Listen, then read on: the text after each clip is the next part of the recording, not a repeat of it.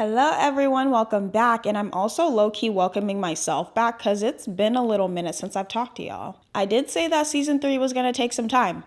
I just didn't say how much time that was gonna be. Season 2 was a cool minute ago, so if you don't remember what happened or you're just now watching this for the first time, please go watch my season 2 video. I don't want you to be confused now. This is a jam-packed season full of action and drama that had me losing my hair due to the stress, and thanks to today's sponsor, MD Hair, I was able to keep my hair thick and full of life. As a girly that loves all kinds of protective styles, I'm talking Fulani braids, passion twists. And I really do love them because it gives me a much needed break from dealing with my hair, but sometimes I can go a little overboard. And recently, I haven't been taking the time to care for my hair as I do these hairstyles back to back due to my crazy schedule. So because of that, my hair has just been getting drier and even thinner. I've literally had to trim so much of my hair, and that makes me so sad because my hair takes an insane amount of time to grow. And normally I would put all kinds of oils on my scalp to help make the process faster, but this time around, I decided to use MD Hair and I saw an insane amount of growth in such a short period of time. MD Hair is the world's first hair care treatment developed by dermatologists that uses AI technology to give you a customized kit that's exactly matched to the reasons of your hair loss. To get started, you take a quiz on their website to analyze the root of your hair loss,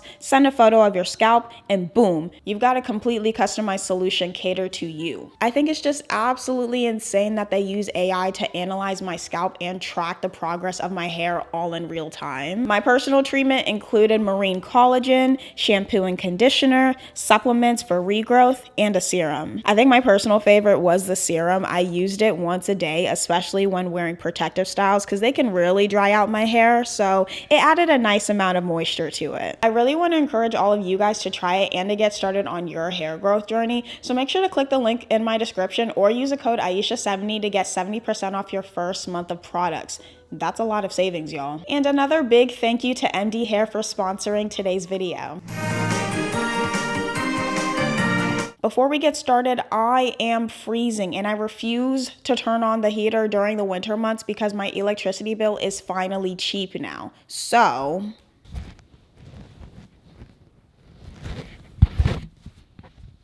okay, let's get started. Episode 1 opens up with a flashback of Orson and his now ex-wife Alma. We don't know why, but Alma is tired of Orson and she's getting ready to leave him, but she wants to do it while he's away at work. She's packing all of her stuff ready to go while Orson is driving, but he notices a speck on his suit. And he can't possibly take care of it by himself, so he drives home so Alma can clean it up for him. And when he gets home, he sees Alma trying to go. And he is all caps not happy about it. The next day, their neighbor comes by the house looking for Alma, and when she comes in, Orson is deep cleaning the house. And she's like, where's Alma? And Orson's like, oh girl, she's gone. We had a little fight. And her friend's like, cool. But where did she go? Orson and Alma have a pet parrot that literally repeats everything they say, and it says something kind of interesting. Orson, no!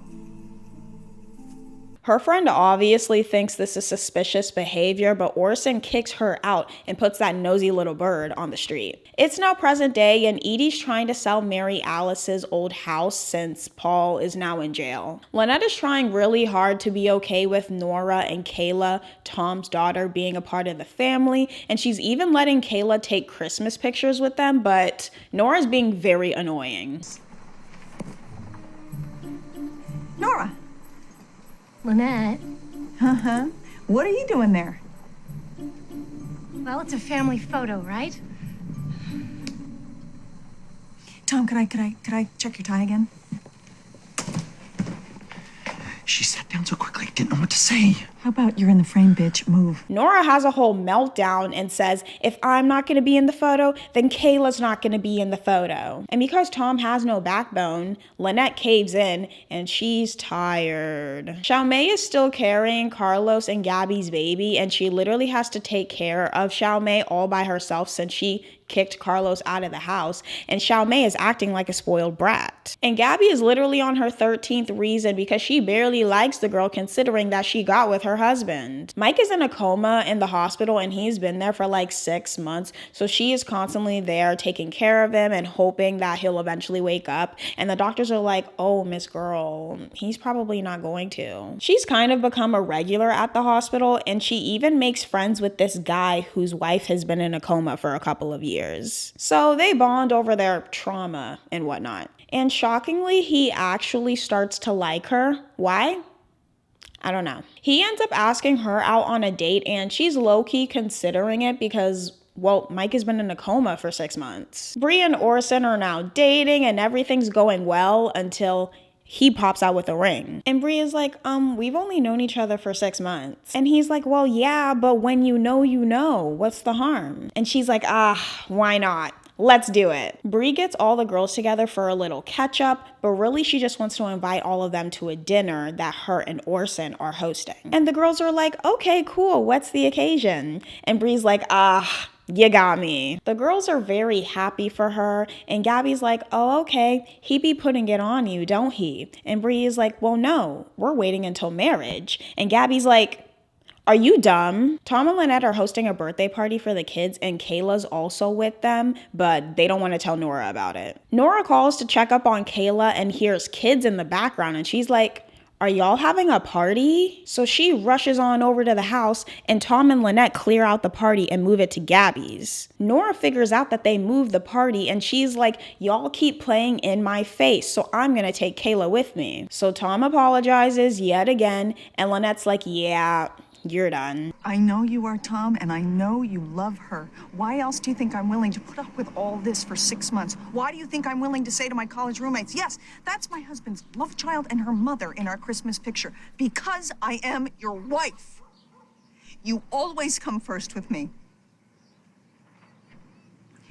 Do I still come first with you? So he finally mans up and tells Nora she's gotta go, so she leaves. Chalmaine runs away because Gabby threatened to deport her, and now her and Carlos are going all around town trying to find her. It's all good, she's just hiding in Mary Alice's house that Edie has been trying to sell. Remember how Orson and Bree were gonna wait until they got married to get it on? Yeah, Bree folds because Orson is really good at washing dishes. While they're doing it, Orson does something to Bree that no one has ever done to her before, and she has a really big reaction to it. So she goes to the doctor because she thinks that something's wrong with her. And then it was like something inside ruptured. Well, not so much a rupture as a spasm.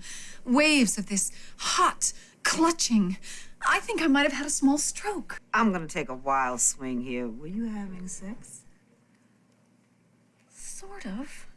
Miss Vanderkamp, I think you may have had an orgasm. No. I've had orgasms before.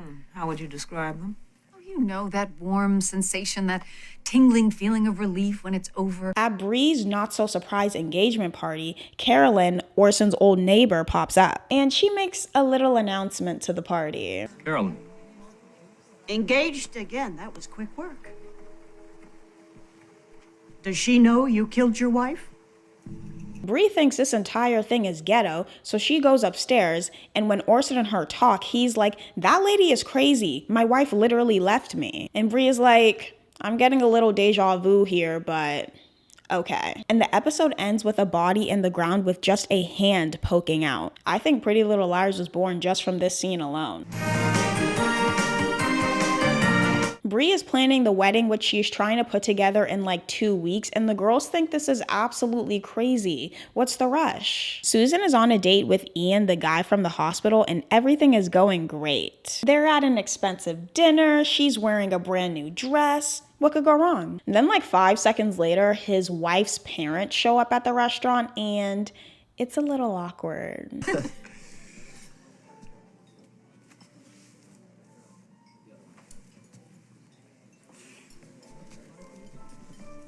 Hello, I'm Renee, and this is my husband, Jeff. Susan Meyer. Dr. Susan Meyer. She's new to Jane's neurology team. Susan is literally the last person that could pass off as a brain surgeon, but go off. The body that was found in the ground gets taken to a lab for testing, so the police are trying to figure out who this lady is through her dental records. But that's gonna be a little bit difficult because literally every single one of her teeth were pulled out. Edie's teenage nephew rolls into town and is like, my mom kicked me out and I don't want to sleep on the streets. Can I stay with you? And she has no friends to hang out with, so she says, sure. Why not? Ian tries to apologize to Susan for being weird to his wife's parents on their date, and she's like, yeah, I'm good off that. Let's just be friends. And he's like, no, I like you too much. And she's like, well, I don't know what to tell you. Pick a struggle. Carlos and Gabby are kind of on good terms now, and she even invites him to Bree's wedding as her +1. Julie meets Austin, Edie's nephew, because he's blasting music like super loud on the street, and she says this. What, you're not a music fan? Sure, it's just, got anything where a pimp isn't beating his hoe? Susan finds the whole thing with Orson really sus, and Bree's literally about to marry him in a couple of hours, so she gets to work quick. She goes to Carolyn's job to find out what happened to his ex-wife, and Carolyn spills a little bit. After Alma disappeared, the police came and searched the house. The police? What'd they find? Nothing. And that's bad. Why? Don't you get it? When the police showed up, Orson had scrubbed every inch of the place clean with bleach. No fingerprints, no skin cells, no DNA. It was like Alma had never existed. She goes to tell all the girls about it, and they're like, oh my God, I thought this was a classy party. So they all decide to tell Bree together, and Bree is like, yeah, I don't think so. I'm still gonna marry him. So she does. Ian randomly crashes the party to win over Susan, and she's like, no, you need to leave. But when does she ever stand on business? Y'all know she's gonna be with that man. Carlos thinks that him and Gabby are gonna get back together since she invited him to the wedding, and she's like, you literally slept with our maid, you idiot. She then bribes a gay waiter to flirt with her to make Carlos jealous. It doesn't really work though, because Lynette pushes Carlos and Nora together because she finds Nora really annoying, and they start dancing together. Gabby sees them and the two of them start arguing, and then Xiaomei randomly comes out of nowhere and is like, hey y'all, I think the baby's gonna come. The police also come talk to Bree and is like, you and your husband need to come with us to the morgue because we have a body. Gabby and Lynette are at the hospital waiting for the baby, and she apologizes to Gabby for setting Nora and Carlos up. She was just trying to get rid of Nora. Xiaomei gives birth to the baby and is kind of a shock.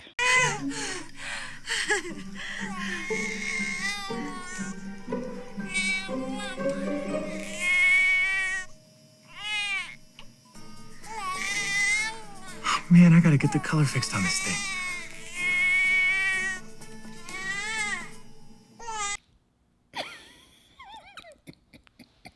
So it turns out the baby is black because the fertility clinic switched out their embryos or something, and the doctor's like, oops, sorry about that. And since the baby isn't actually theirs, they're not gonna keep it. Orson and Bree go to the morgue to identify the body, and turns out it's not Alma. And Carolyn also comes in to confirm this and sees that it's not her friend, but she still thinks Orson is very sus. And right before they leave, Orson says this.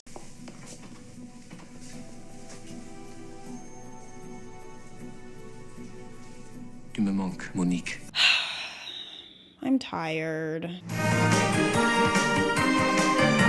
Bree and Orson are at the airport ready to go on their honeymoon, and she sees Andrew on the news all homeless and whatnot. So they pack their stuff and go home, so no honeymoon for Orson. She now feels super guilty that he's been fending for himself on the streets, and she's also been telling everyone that he ran away. He didn't run away. I kicked him out. You what?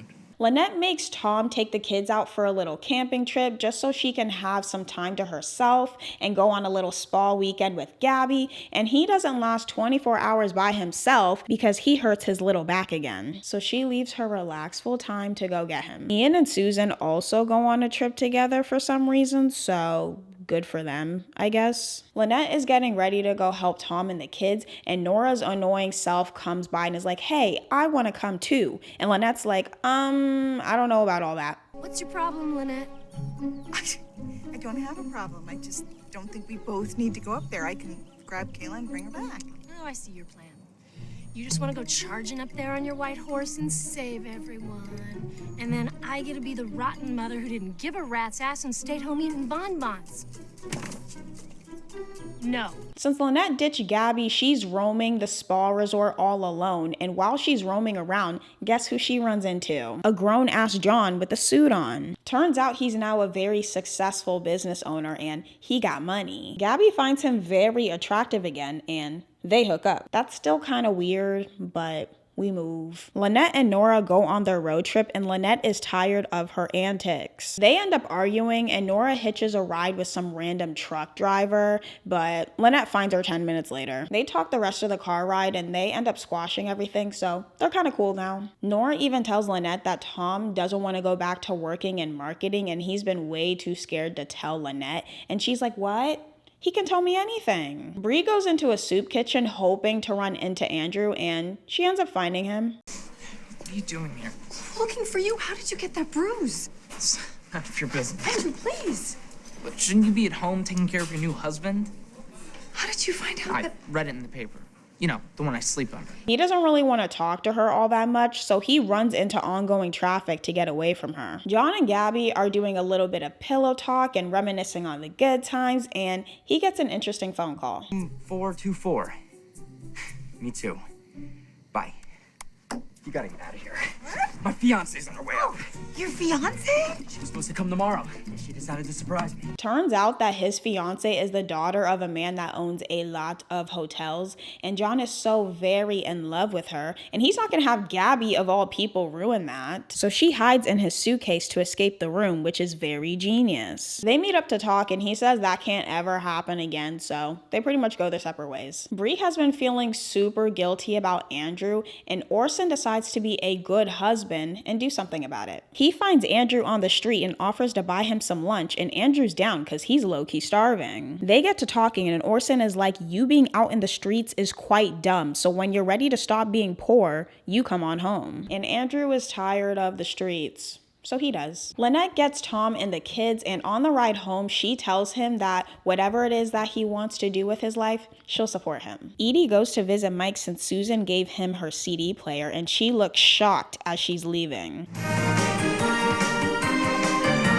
Mike wakes up from his coma and everyone on the lane spreads this news around like it's the hot new gossip of the day. Well, everyone except for Susan because she's on her vacation with her new man. Gabby is holding a garage sale to sell all of Carlos's things because she's not getting a lot from the divorce settlement and Carlos is mad about it. Edie's at the hospital taking care of Mike and turns out he's lost the past 2 years of his memory, and best believe Edie's gonna have some fun with that. Parker plays Little League Baseball and wants to quit because he kinda sucks at it, and Lynette won't let him because she doesn't raise quitters. So at his baseball game, he is doing absolutely terrible and Lynette is tired. So to help him out, she bribes the pitcher on the other team to throw the ball real slow so Parker can actually hit the ball. But it kind of backfires.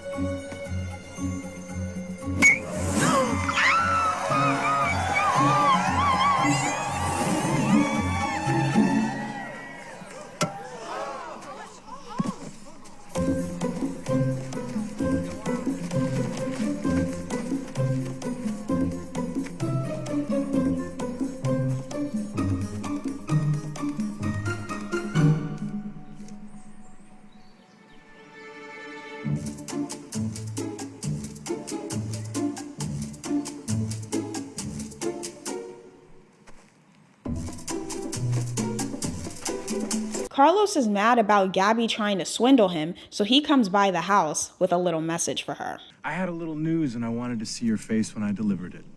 Oh. I'm tired of fighting. So I called my lawyer and told him to give in to your demands for spousal support. Really? Wow. Well, thank you. Okay, you've seen my face, now you can beat it. Wait, there's more.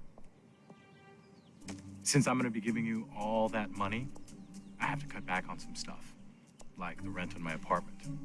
But the good news is, according to my lawyer, I'm completely within my rights to do this.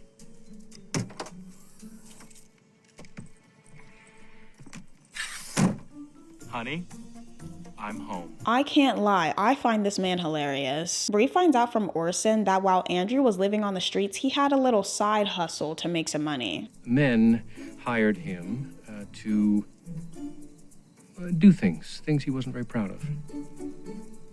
Yard work? Afraid not. Orson, you're scaring me. Did he do something awful? No, not awful. I mean, people do it all the time. I do it with you. I just don't pay you for it. Turns out one of the men he gave his services to is a neighbor on the lane with a wife and kids. Bree also tells him that Mike is now awake from his coma, and he's like, well, damn, what do I do now? Julie finally gets a hold of Susan, who's been MIA for like a week, and she finally learns that Mike is awake. So she runs out of that place with no hesitation, and she dumps Ian. Edie is at the hospital trying to help Mike with his memories, but she tweaks it a little bit. I hate to be the one telling you this. You don't want to. That tramp treated you like dirt. She strung you along, she slept with other guys. You broke up with her twice. Well, why did she keep visiting me when I was out of it?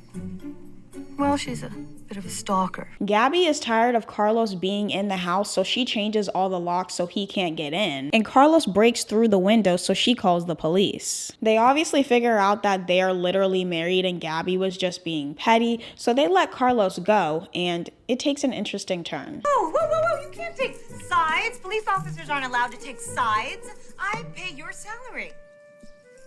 Ted, you see that? This lady just assaulted me. Oh, it was a SWAT. Ted, does this hurt?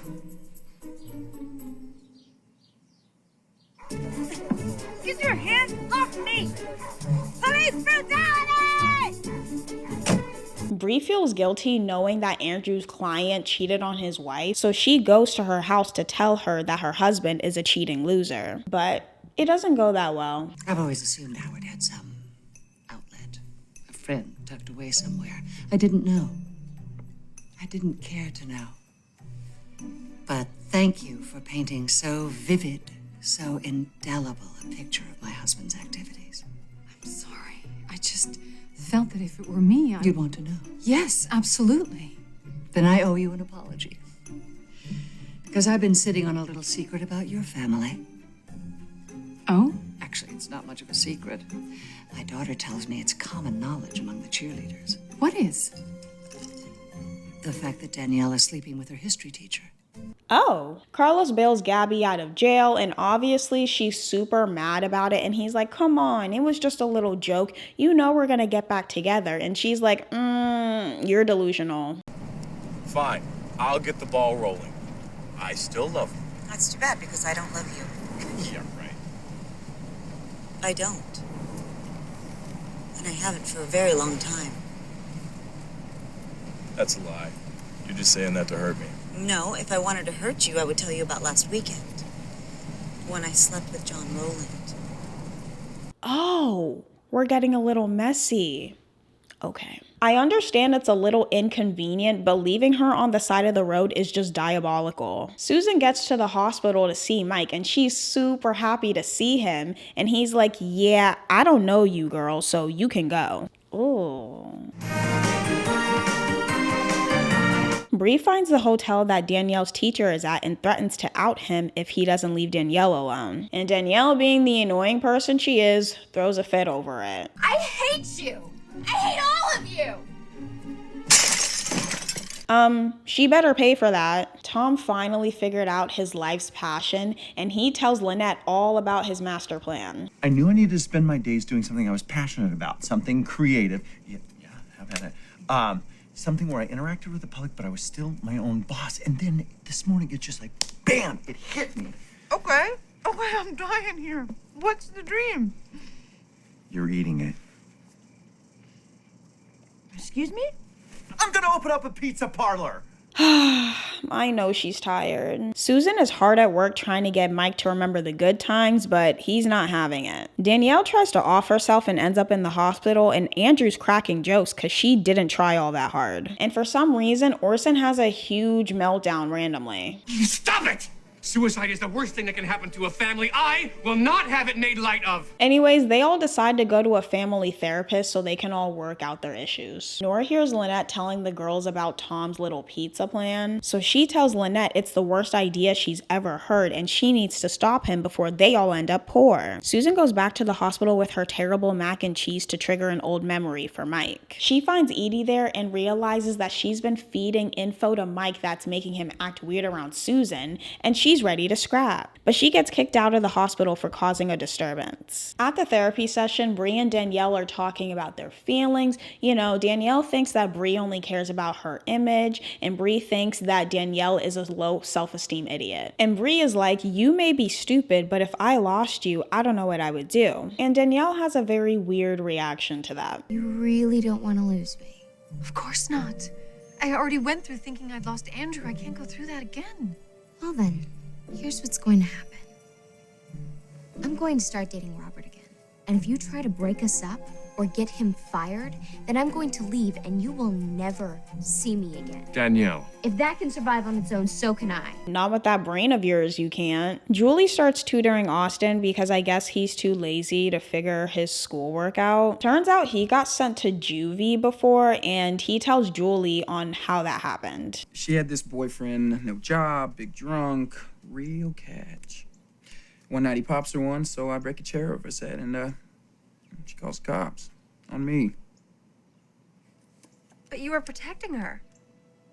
Yeah, that's what I thought. So because she feels bad for him, she ends up doing the entire assignment for him. That doesn't piss me off as much as him laying down on her bed with his shoes on. I know you got sent to juvie, but where is your home training? She later finds out that he only told her that story to get some sympathy for him, and now they have beef. Lynette is trying to figure out a way to make Tom's dumb pizza plan into something that might actually work, so she comes up with a little suggestion for him. I'm thinking catering company. Huh? Start small, have an Italian theme, create some cash flow, and then later on expand into the pizza thing.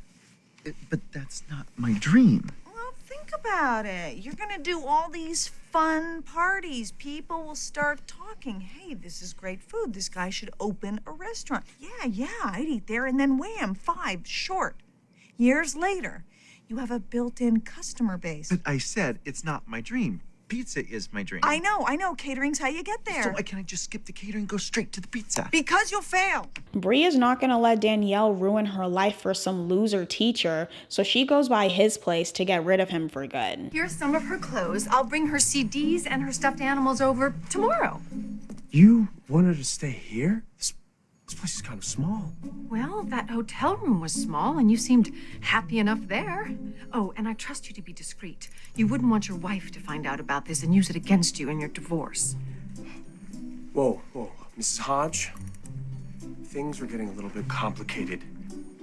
Could you please tell Danielle that this is not going to work out? Mr. Vladi, if you want to break my daughter's heart, I can't stop you, but I will not be an accomplice.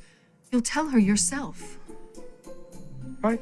And don't even think about blaming me, because if you so much as mention that we spoke, I'll phone the police. Fine, I will leave you out of it. Oh, and one more thing. Yes? Danielle is applying to colleges. I do hope she can count on you for a glowing recommendation. All I can do is applaud. The police are still investigating that woman's body, and they find a phone number on her arm. So they call the number, and it ends up getting the message of Mike's plumbing business. Danielle comes home after Mr. What's-His-Face dumps her, and she gets her lick back swiftly. I hope this doesn't make history class too awkward. Oh, you don't have to worry about that. I went to the principal and got his ass fired. And then when he called to yell at me for squealing on him, I recorded the call and sent a tape of it to his wife. Thanks to me, he'll be getting nothing in this divorce. I take it back. She might be a semi-genius. Tom drops Kayla off at Nora's, and she tells him what a great idea his business is. Just when I started to like her. Edie goes back to the hospital to check in on Mike, and he asks her what their relationship was like before his accident. We wave or exchange hellos as we went to get our mail, but you never really looked at me. And not really. I was just another neighbor to you. we weren't friends, why are you here every day helping me? Because from the first moment I laid eyes on you, I sort of fell in love with you. Okay. But when you do come back home and we do run into each other when we're getting our mail, I'd really appreciate it if you'd just look at me. That's all. I'm looking at you now.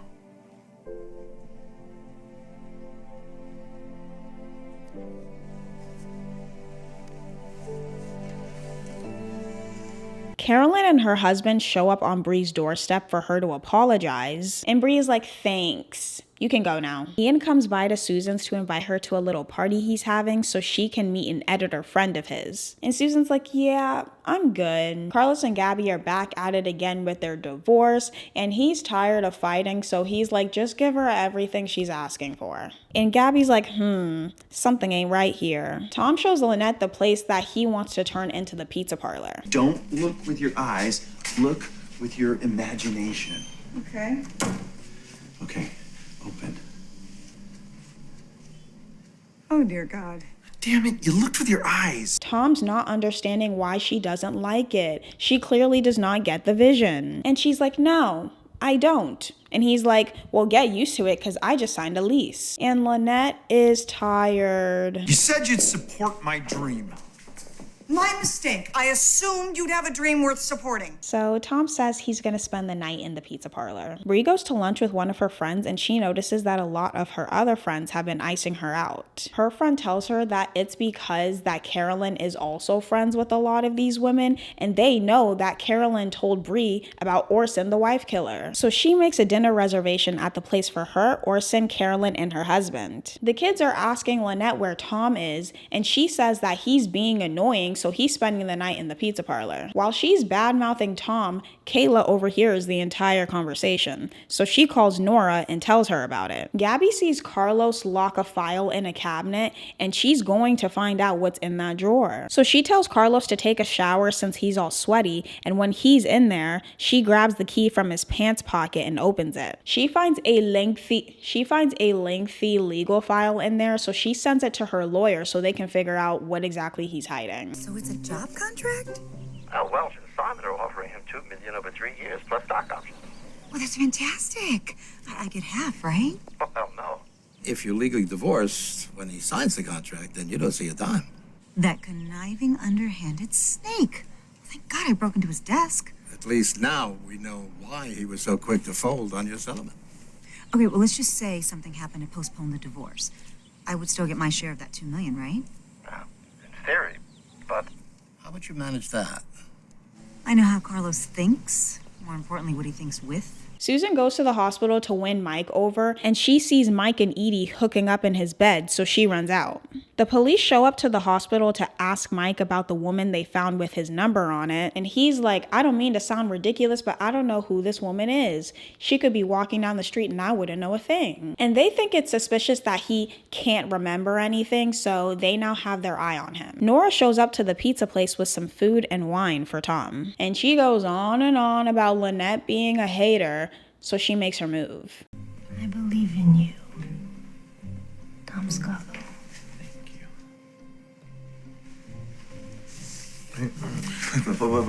What just happened?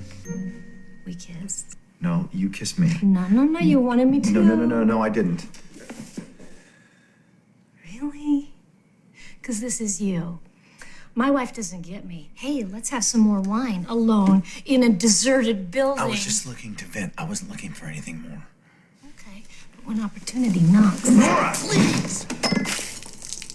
I love my wife. Do you? Because you were hooked there for a little second. Gabby, Susan, and Lynette spend the entire day drinking their sorrows away, and Susan tells them that everything with Mike is hard and I want a love that's simple. And they're like, well, girl, then go get Ian. Susan goes to Ian's party all messed up on the alcohol, and we already know how it goes. But first, I think I should use the powder room. Of course, it's over there.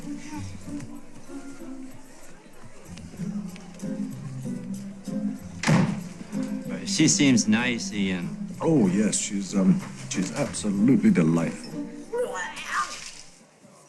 So now they're back together. Bree's at the dinner talking with Carolyn and her husband in the middle of the restaurant so everyone can see that they're cool now, and Carolyn clocks it and asks her to come with her to the bathroom. You know, I realized something just the other day. You've never seen a picture of Alma, have you? No. Why?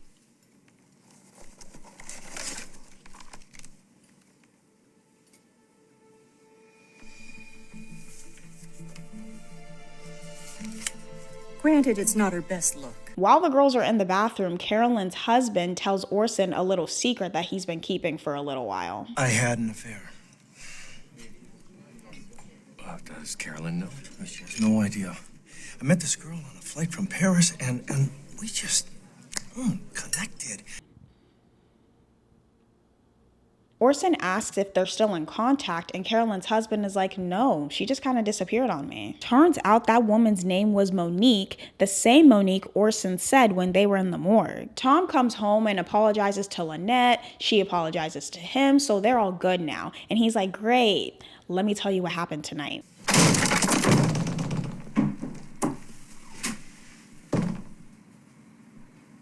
Ding dong. Lynette doesn't beat her up because Kayla's home, and she's a respectful girl, so she has a plan B. First, I'm just gonna give your mom a hug.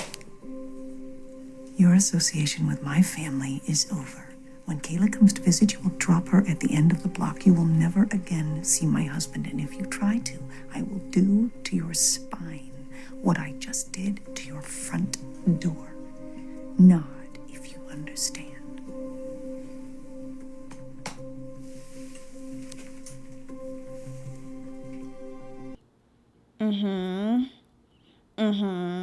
Orson calls the police department and tells them that the unidentified woman they have is Monique, and she was having an affair with Carolyn's husband before she died. And he hangs up quickly after. Gabby puts her plan in motion and seduces Carlos, and obviously, it works. Well, sorta kinda. I know that the only reason you slept with me was because I got a new job. You got a new job? Honey, that's wonderful. Gabby, please. You're a model, not a model/actress. There is no job. The contracts on my desk are fake. I mailed them to myself. What? Why would you do that? Well, let's see. Gabby gets real mad and she pushes him out the window. She calls 911, but when she looks back down, Carlos is gone, and she's like, let me call you back. Mike ends up having a flashback of the woman who died, and now he's super confused because he's like, well, how do I know her? Episode 7 is in my top 5 all-time favorite episodes of the show. The level of shenanigans and chaos, unmatched. Carolyn goes to the supermarket like any other day, but this time around, she does something a little different. I've been thinking, Harvey, that if you love this Monique woman so much, maybe you should be with her. For God's sake, Carolyn, she's dead. Yeah, I know. Oh!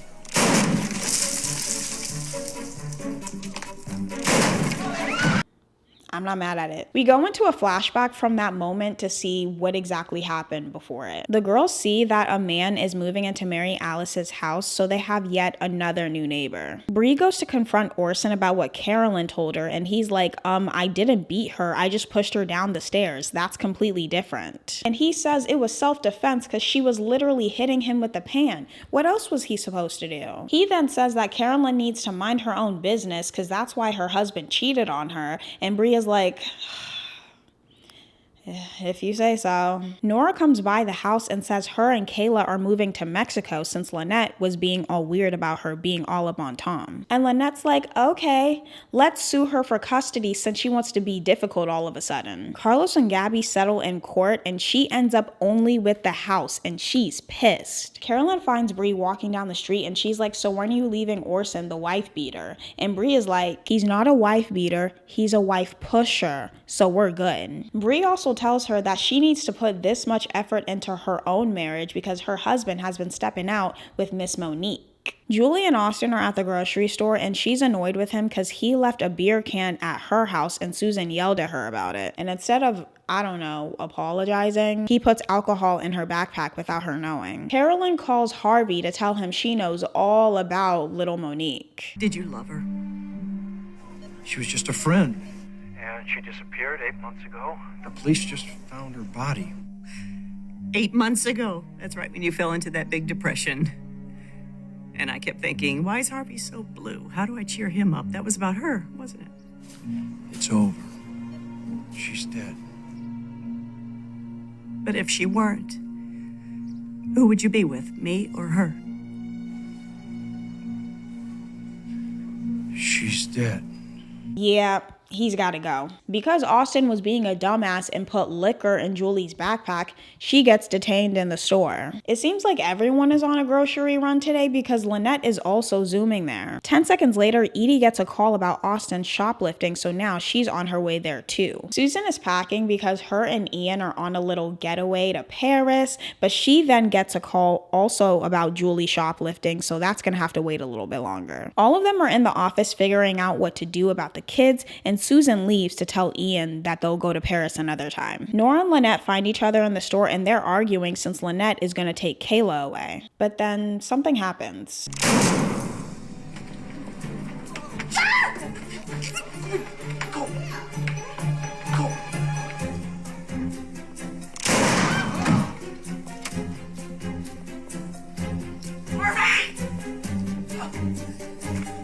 Harvey, you come out of there, damn it!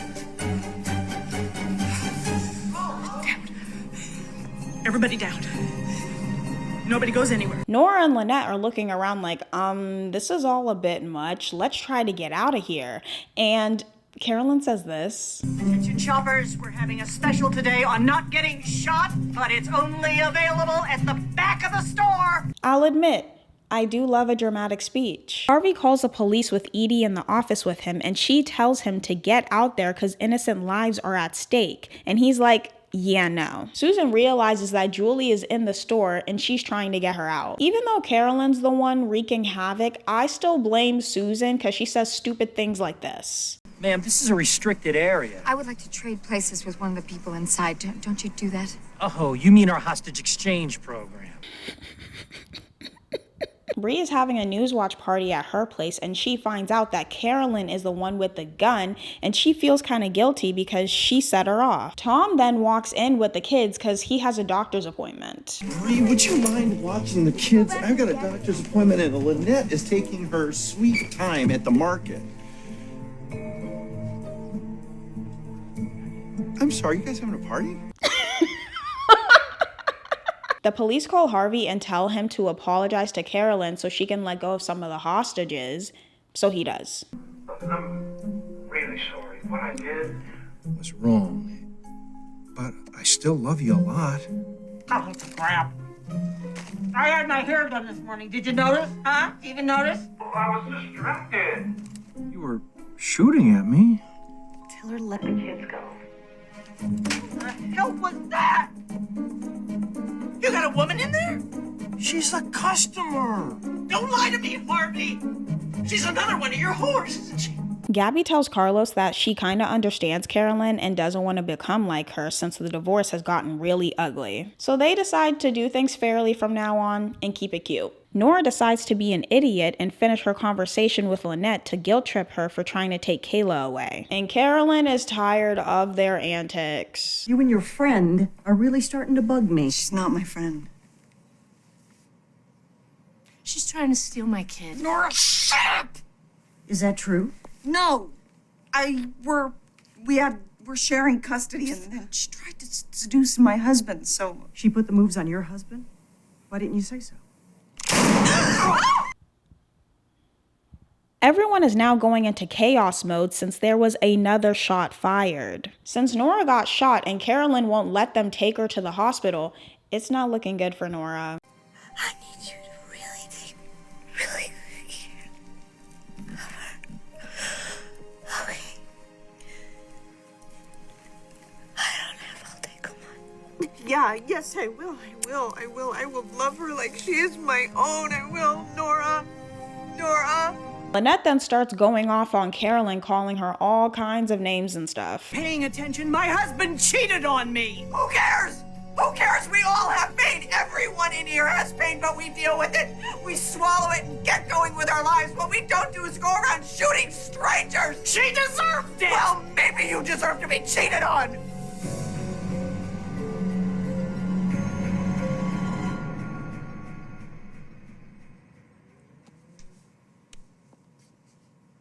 I'm sorry. I shouldn't have said that. Yeah, you shouldn't have. Who knew that the new neighbor would have a good arm on him? The gun is now loose and Austin wants to be a hero all of a sudden and starts tussling over it, and while he's holding her down, some lady shoots her. This is all a bit much. Lynette ends up in the hospital, but she's fine. Gabby befriends a young Girl Scout selling magazines played by a young Sierra Ramirez. And after talking to her, she decides to get back in the modeling game and she books a trip to New York quickly. I also need to give Edie her 10s for this fit right here. It's quite immaculate. Lynette is back from the hospital and she doesn't want to tell her kids that she got shot. So she comes up with a kid-friendly story. Can't believe you got in a fight with a hobo. But they later find out from some kids at school anyways. She goes across the street to talk to the new neighbor for saving her life and wants to bake him a cake to say thanks. Bree is getting a head start on sending out her Christmas cards, and she also wants to send one to Orson's mom, who's now in a retirement home. And Orson is acting really weird about it. But if she's only 30 minutes away, why haven't you been visiting her? Okay, the truth is, it breaks my heart to see her now. I want to remember her as she was. But Orson... Bree! I refuse to sit in a room that smells of disinfectant and lime jello, making small talk with a woman who doesn't remember me. Now let it go, damn it. Susan and Ian come home from a date to check in on Julie, and they walk in on her and Austin about to get freaky. So she kicks Austin out and tells Julie that she's very dumb and she can't see him anymore, and Julie's like, yeah. Okay. Mike is now back from the hospital, but he still doesn't feel comfortable in his house yet. Gabby meets with her old agent to talk about booking some shoots, and her agent's not too happy to see her. Last time we spoke, you couldn't wait to quit. You were giving it all up for love. What happened to Prince Charming? Divorce. Oh, single again. Isn't that ironic, since I'm the one you called, oh, how did you put it? A career-obsessed lesbo who would die alone and be eaten by her cats. But she's over it, so her and Gabby get to work. Bree goes to the retirement home to visit Orson's mom because she's not going to listen to his weird demands, and she finally meets her. Well, hello there. How pretty you look today. It's wonderful that you're up and about.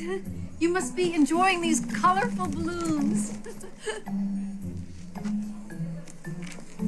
Why are you talking to me like I'm a moron? After talking to her, she finds out that Orson lied about his mom being sick, and he only said that because they have beef. So she invites her back to the house so they can make up. Parker has been super scared since he found out that Lynette has been shot, and he doesn't want her to leave the house. You're gonna get shot again. No, I won't. Lots of mommies go to the store every day and they're fine. It's really not a scary place. You went to the store and you got shot, and Auntie Nora died.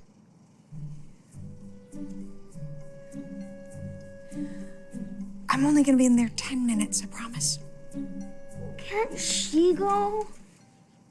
I mean, he's asking the right questions. Gabby's at her photo shoot, but she's not happy because they're putting her in old woman clothing. So she decides to make the best of it. Yo, what's the holdup? We've got to get moving here. Ready, ready. What's that? Oh, I made it work. I'm hot, Mom. Get me her agent. Her agent comes and tells her, Miss Girl, you're tired. Do you know many photographers would die to work with me again? Yeah, 0. I had to call in major favors just to get you this job. I don't believe that. Well, you know what I don't believe? You gave up a brilliant career to play house in the suburbs. And the minute it falls apart, you come back here expecting a homecoming parade. Well, guess what, sweetie?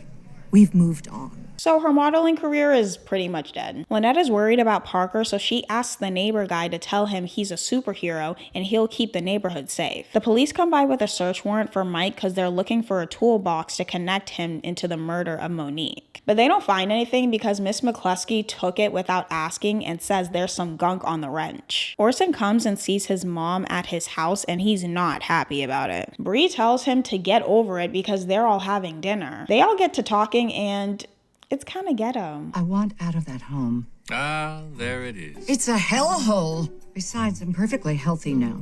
My hip is better. I can handle the stairs. And you said, when I got strong enough, I get to go back to my house. Oh, here's the thing. I sold it. What? You heard me. What about my things? All gone. Oh, I also sold the car. See, that's the thing about hellholes. They don't pay for themselves. How dare you? You have no right! Okay, maybe I will share my secret ingredient. I should have smothered you in your crib when I had the chance.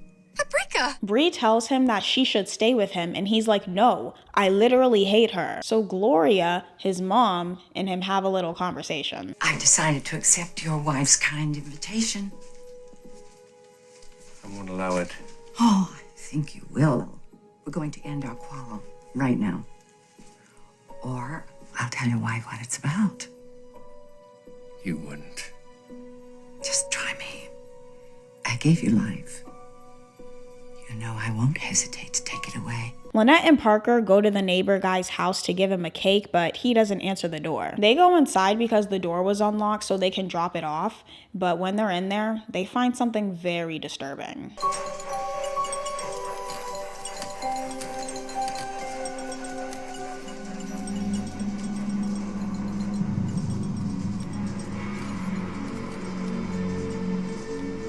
So she grabs Parker and leaves quickly. Susan spends the night at Ian's, who is very rich, by the way, so good for her. They have a long night together, and the next morning she wakes up and sees his butler in the room with some food, and he doesn't like her very much. Would you care for some breakfast? Omelette? Strawberry tart? Brioche? Oh, wow. Yeah, that sounds great. You pick. Yes, Susan's life had indeed become a fairy tale. You are aware there's a Mrs. Hainsworth? Well, of course. And what's a fairy tale? Tart it is. Lynette and Tom go to the police station to get the neighbor guy arrested for being a weirdo. And the police are like, do you have any proof? And she's like, well, yes, there's a picture wall of kids. And they're like, isn't he a swim coach? And she's like, don't piss me off. Gabby's been super sad lately since her modeling career is officially dead and her and Carlos are now divorced. So Gabby's personal shopper Vern tells her that he started a beauty pageant consultant business and she should help out. And she's like, I mean, I have nothing better to do, so sure, why not? Bree and the family are having dinner and Gloria is not happy with her meal. Poached fish again? I don't want this. I want what you're all having. Well, your doctor has you on a low-fat, low-sodium diet. 8 meals this week, 8 times I've told you the same thing. So, who would like to say grace? Allow me. Dear Lord, I thank you for this bland, indifferently prepared meal and beseech you to ignite some spark of compassion in my cold-hearted daughter-in-law, that she might show some shred of mercy to me, her wretched captive. Amen. And Orson is like, well, Mom, you wanted to be here, so pick a struggle. And she's like, oh, y'all are trying to play with me? Okay. You're gonna buy me a house or I'm gonna ruin your life. Gabby shows up at the pageant tutoring session and she's not happy because she has to work with these kids. And she says this. Is there a problem? Yes. What am I supposed to do with that petting zoo out there? But she'll help out anyways. Carlos shows up at Mike's asking to stay at his for a little bit because his condo's being renovated. And Mike literally doesn't remember him, so he's like, I don't know about all that. And Carlos is like, we're literally besties. You're not gonna help me? So now they're roommates. Neighbor guy comes by Lynette's to thank her for the cake, and he's like, so, how'd you like the house? Oh, sorry. Never made it past the living room. What? Come on, you're in an empty house, curious about your new neighbors. You look around. We all do it. Well, I don't. Well, next time you're over, I'll have to give you the tour. Great. Mr. Protector Man! Hey, not now, Parker. Just wanted to see if I can play his pinball machine again. So now he's very suspicious of her. Gabby is hard at work whipping these little girls into model shape. Pretend you're on the runway. Flash bulbs are popping. Everyone's looking at you, envying you, and they're all thinking the same thing. Isabel Horowitz is smoking hot. Go, Isabel, go!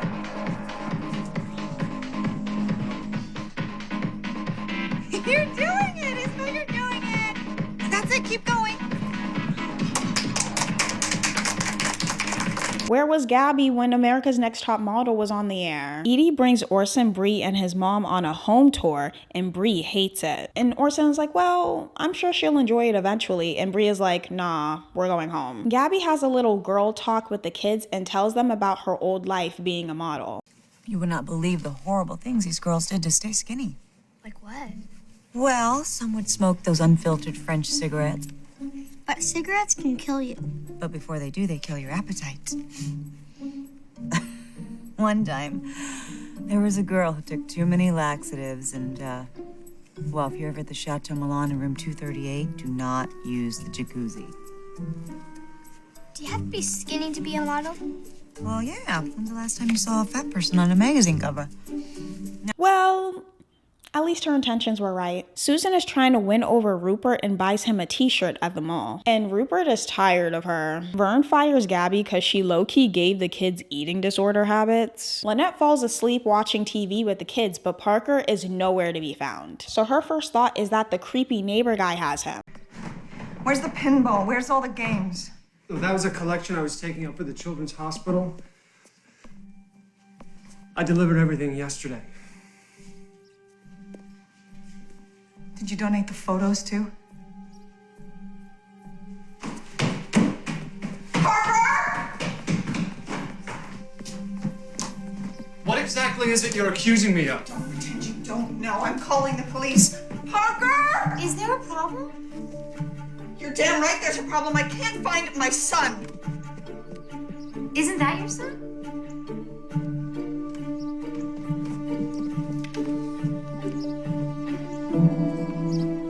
Tom calls the hospital and his story checks out, so he tells Lynette to chill out before they get sued. You can't go around accusing people with no proof. He also says maybe she should go see a therapist since the shooting was obviously very traumatic for her. And she's like, sure, I'll talk to someone. So she spills all the tea to Miss McCluskey. Gabby apologizes to the moms of the kids for talking too much with them, so they're also good now. Bree catches Gloria drinking in the house and tells her to chill if she wants to stay, and Gloria's had enough. Doesn't want you to hear the truth. How he cheated on Alma. What?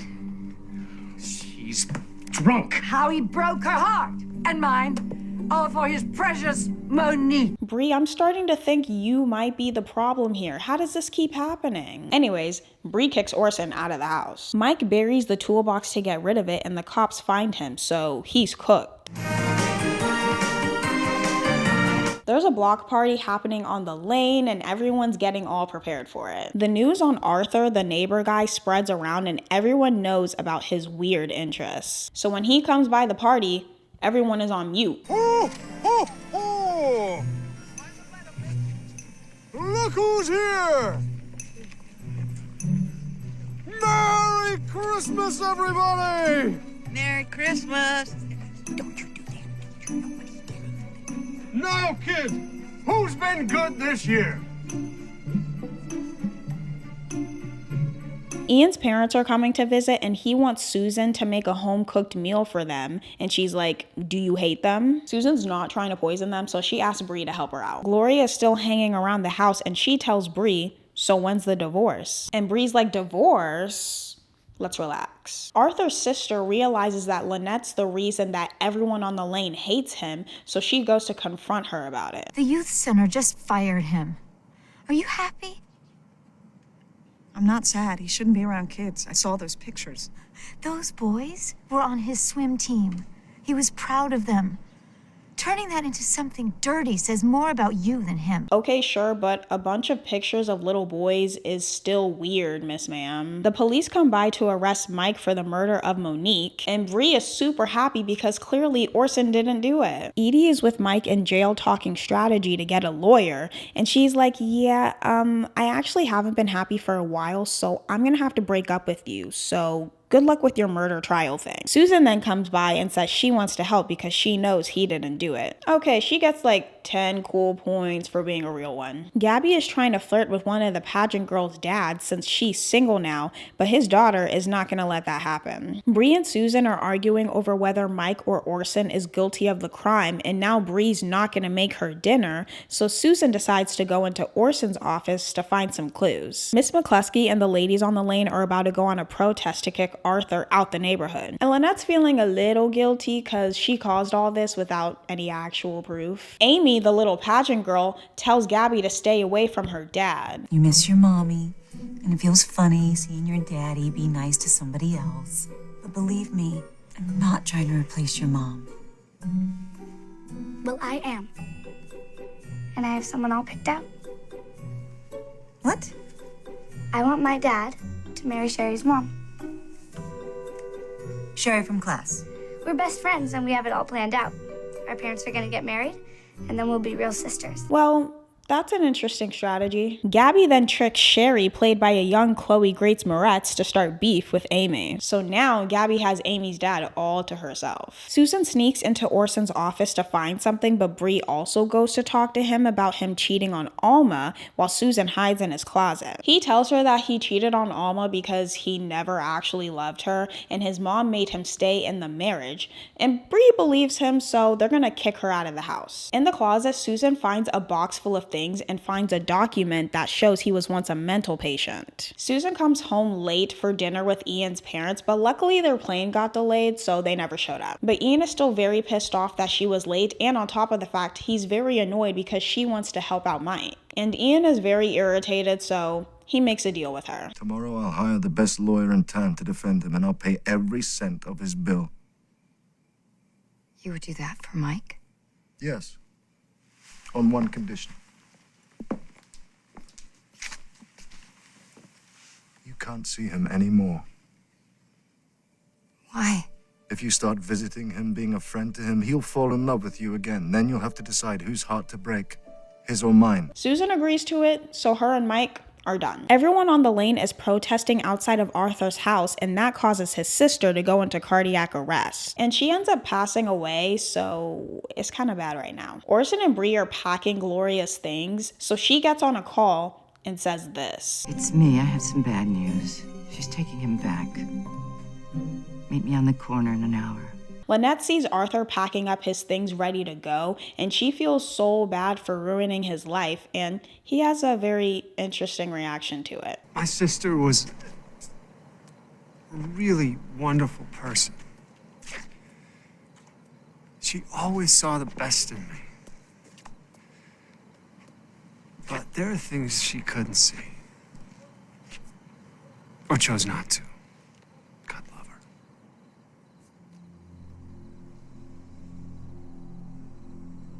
What do you mean? I think you know. See, I always knew that I had to take care of Rebecca, so I could never let myself slip and do something that would hurt her. But now, I'm free. And all because of you. I'm quite gagged, I can't lie. So he packs up his things and leaves town. Gloria meets with the person on the phone, and it ends up being Alma. At the beginning of the episode, we get a little journey of what the hell happened to Alma. She tried to trap Orson into marriage by getting pregnant, but then she later had a miscarriage and he still hated her. So she decided to leave him temporarily to get him to miss her, but that plan foiled when he walked in on her packing. And Orson is like, so where are you going? And she's like, oh, I'm gonna spend some time in a motel. And he's like, oh, okay, have fun. And this is where she loses her. I'm going away because I know you're having an affair. Ah, I see. Aren't you even gonna deny it? On the contrary, I want to shout it from the rooftops. For the first time in my life, I'm actually in love. Now that's just disrespectful. So that's when Alma's like, oh, okay, I'm gonna ruin your life. And that's when she disappears for 6 months. She shows up on Bree's doorstep 6 months later like, hey girl, what's good? She tells Bree that she disappeared just to make Orson scared enough to leave his side chick, but she's back now and she's over her beef. So Orson and her talk, but he doesn't really buy her whole act. Susan leaves to go visit Mike in jail again, and Bree sees her, so she invites Alma to dinner with her friends. Gabby's on a little picnic date with Amy's dad, and Carlos sees them together. What's with that cap? Extra, extra, read all about it. I really can't lie, I find him hilarious. Kayla's now staying with Lynette and Tom since Nora's gone now. Okay, but where has she been this entire time? Susan tells Mike that he has a fancy new lawyer to help him, but she can't see him anymore. Lynette is trying to make Kayla feel welcome at home, but it's not going that well. Kayla, where are you going? To watch TV.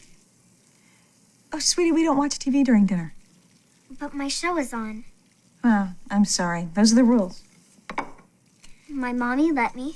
Oh, brother. Tom tells Lynette that she should be just as mean as she is with the boys, and she's like, oh, say less. Gabby comes home from a date with Amy's dad and finds flowers on her doorstep, but he says he didn't send them. She now thinks Carlos sent it to ruin her relationship, and she's tired. Austin and Julie are getting a little Renaissance heated, but she says she's not ready for all that yet. She tells Danielle what a gentleman he is, and Andrew overhears them and he's like, you're an idiot. Danielle tells her to keep Austin waiting because he'll respect her more for it, and we should give her 5 cool points for this. She only gets 1 good idea per season. But Julie does it anyways. Susan calls the police to tell them Orson knew Monique and that he was in a mental hospital. Gabby goes to the flower shop to find out if Carlos sent the flowers, and the lady says that they asked to remain anonymous. But Gabby is leaving here with something, so she locks the store lady in a room to look through her receipts. Amy's dad catches her looking through them and is like, yeah, you're kind of crazy. I'm done with you. Mike is having small talk with some of the inmates about him being innocent, and guess who hears the whole conversation? Our good buddy, Paul. Tom asks Kayla why she's being annoying, and she's like, well, Lynette's the reason my mom's gone, so I kind of hate her. Gabby asks Carlos if he sent the flowers, and he's like, no, I would have sent white orchids. Duh. Bree and Alma go over their talking points for dinner about Orson not being a killer and how they're good now. And when Bree leaves to get Susan, Alma injects herself with something. The dinner is going well.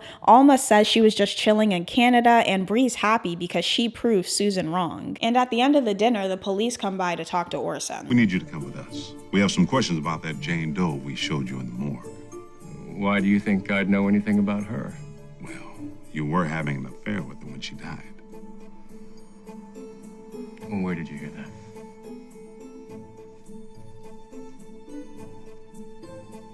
Susan. I didn't know they were gonna come tonight. So now Bree is pissed, and so is Ian. Now the girls are fighting, and Bree tells Susan to get out of her face. Ian is about to leave because he's tired of Susan's antics, and she's like, well, what exactly did you want me to do? It's just crazy. Why are you acting like a crazy person? Because you've already left me once for this guy. Things are different now. I love you. You don't have to worry about that anymore. God, if we're gonna make this relationship work, then you have to trust me. And why are you smiling at me? You just said that you loved me. Yeah, so? Well, you've never said that before. Yes, I have. No, I would have remembered. So they're good again, I guess. Remember how Danielle was trying to tell Julie to not get with Austin? Yeah, that's because she's also sleeping with him. Edie gives a tour of the Applewhites' house to Alma on the lane, and she wants to take it. One thing about Edie, she's always working. For some reason, while Mike is minding his business in prison, he gets jumped by some prisoners. And shockingly, Paul steps in to help. And Mike is like, wow, thanks, I owe you one. 5 seconds later, Paul pays the guy money for beating up Mike. Gabby sees a mannequin with a dress in her house and gets scared, so she calls Carlos to spend the night. She's been getting non-stop gifts from her secret admirer, but this was just crossing the line. Tom shows Lynette the draft of the restaurant menu he created, and she actually really likes the concept, so 5 points for for Tom. She asks when the restaurant is gonna open and he's like, in like 2 weeks. And she's like, oh, great. Let me check it out before then. Lynette, Yeah? I don't want you to see it until it's all done. Why not? Because you will take one look at the place and then you'll have all these tips and suggestions that you just won't be able to keep to yourself. You think? Because I just saw a takeout menu with a 6-digit phone number and I kept that to myself. See, there it is. That snarky, know-it-all attitude. What? I am snarky because I point out one small glaring mistake? That's it. Now, you're banned from the opening. Austin and Julie are talking about her going on the pill as a safety precaution, and Susan overhears the entire conversation and she loses it. Are you two having sex because I thought that I raised you to be smarter than that? Don't you realize that sex is not fun and games? It's dangerous. Every time you turn around, there's a new disease. Do you want it to burn when you pee? Mom. Sex kills. Mom! What? I'm not having sex. Really? Really? I mean, lying works too. Bree sees Alma and Edie talking and Alma's like, hey girl, we're gonna be neighbors. And Bree isn't handling it that well. And I do not know how I'm gonna bake my way out of this one. Since Julie is under 18 and she obviously can't get birth control pills on her own, and Susan is obviously not going to help her get it, Julie and Austin ask Edie to get it for them. And at first she's like, absolutely not, I want no part. But they guilt trip her by saying that they're gonna do it anyway without her help, and she's like, okay, fine. Gabby sees a man come to the front porch with another gift, and she's not having it, so she tells Carlos about it, and they jump him together because he's really small. But then he gives an explanation as to why he's there. It was a $6,000 dress, and my boss didn't want me leaving it on the porch. Your boss? Hey, I'm sorry to wake you, sir, but there was a problem dropping off the gift. Yes, and she's right here with me. This is Gabrielle. Who the hell is this? Yes, I got your token of esteem and I'm not impressed. Because you're freaking me out, that's why.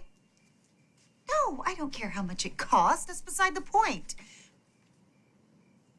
Really, that much? So now she's gonna meet him for lunch. A police officer tells Mike that Paul paid those guys to beat him up, and he's like, oh, okay.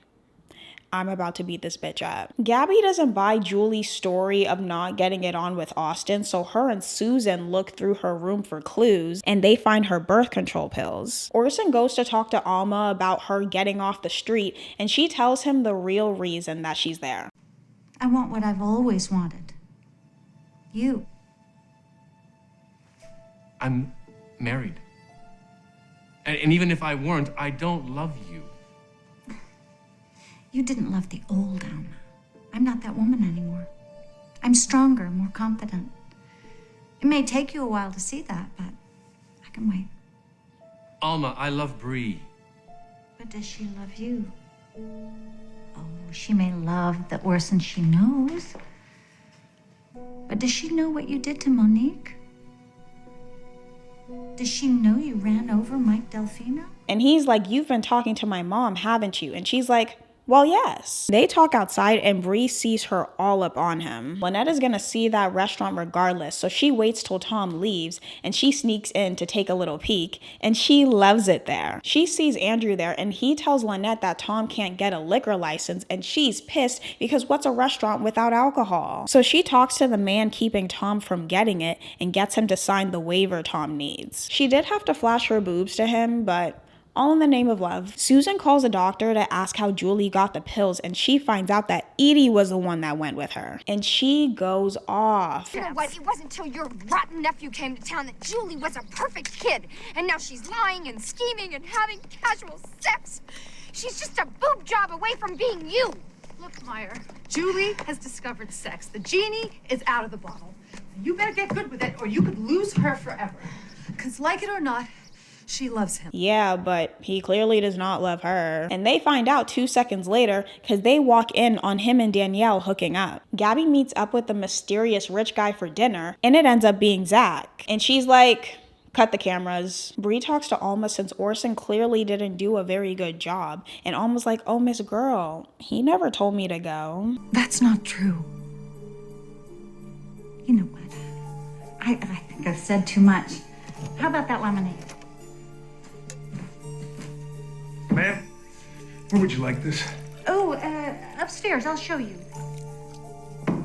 Here, drink this. You look a little pale. Right back.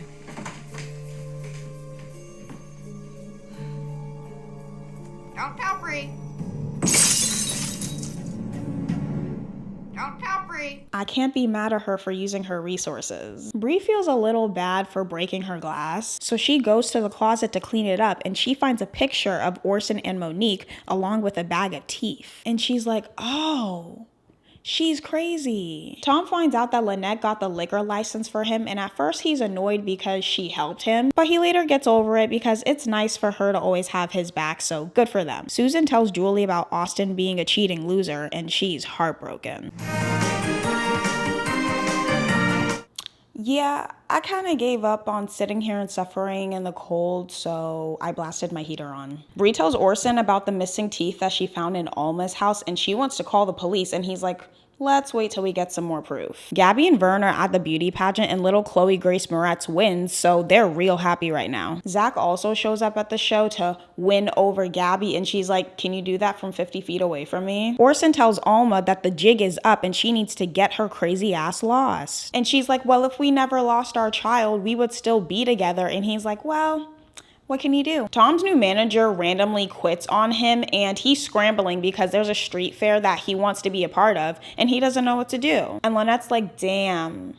Well, good luck with that. I'm going to work. And he begs her to help out and call in sick, even though she's been on sick leave for like 2 months, but she does it anyways. Boy, didn't expect you to still be wearing a sling. Yeah, it heals a little slower when the bullet's still in there. They couldn't get it out? No, it's too close. To what?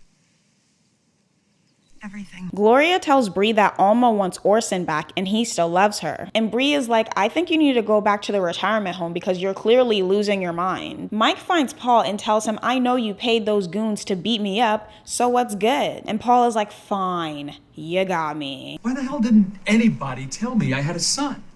You just come out of a coma. They probably figured you had enough on your plate. Why are you telling me now? Zach and I haven't spoken in months. Every time I try to contact him, he won't return the calls. I don't know what you expect me to... I barely remember the kid. Yes, but he remembers you. And I think if you reach out to him, he'll talk to you. Zach is all I have left in the world. Through everything that's happened, I've never stopped loving him. Can you please get him to come down here and see me? I mean, you could have just asked him, but okay. Susan doesn't like the lawyer that Ian got for Mike because the lawyer wants Mike to plead guilty, and she doesn't really want to leave Mike hanging. So she asks Gabby to go on a date with Zach to convince him to get her a new lawyer. So Gabby says they can go out to dinner, but with a few conditions. We drive to the restaurant separately. We will not have dessert, and under no circumstances will you touch me, capiche? Okay. Great. In order for this magical night to occur, you're going to need to help Mike Delfino. Mike? What happened? He's in jail for murder. Susan swears he's innocent. She wants you to get him a good lawyer. All right, we have a deal? No. Well, I wasn't expecting that. He has no problem helping out Mike, but now he has his own conditions. It's gonna be 3 meals with desserts, activities of my choosing, and a goodnight kiss. Something tells me this is illegal. Ed shows up at Lynette's with some gifts because he feels bad that she's still in pain. Kayla overhears him talking to Miss McCluskey about it, and she tells him she's at the fair. So he shows up to fire her, and she begs him not to, and he's like, okay, but you're gonna be working overtime. Gabby comes back from her date with Zach, and shockingly, she had a really good time. Well, she did up until he tried to kiss her.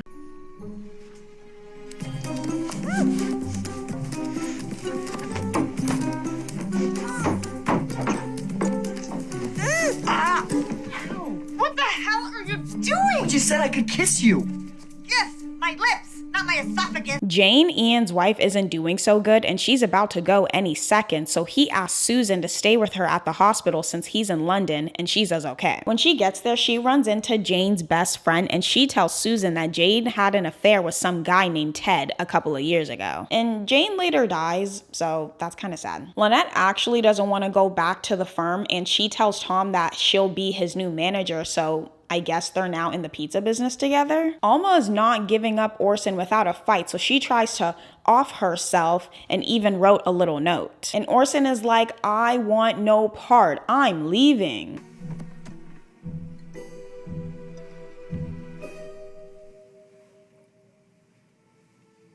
My God. Did you poison me? And kill my only child. You see how he talks to me? It's my fault. I upset him. Sorry about all this. I just needed to get your attention. Why? What do you want? What every mother wants, dear. A grandchild.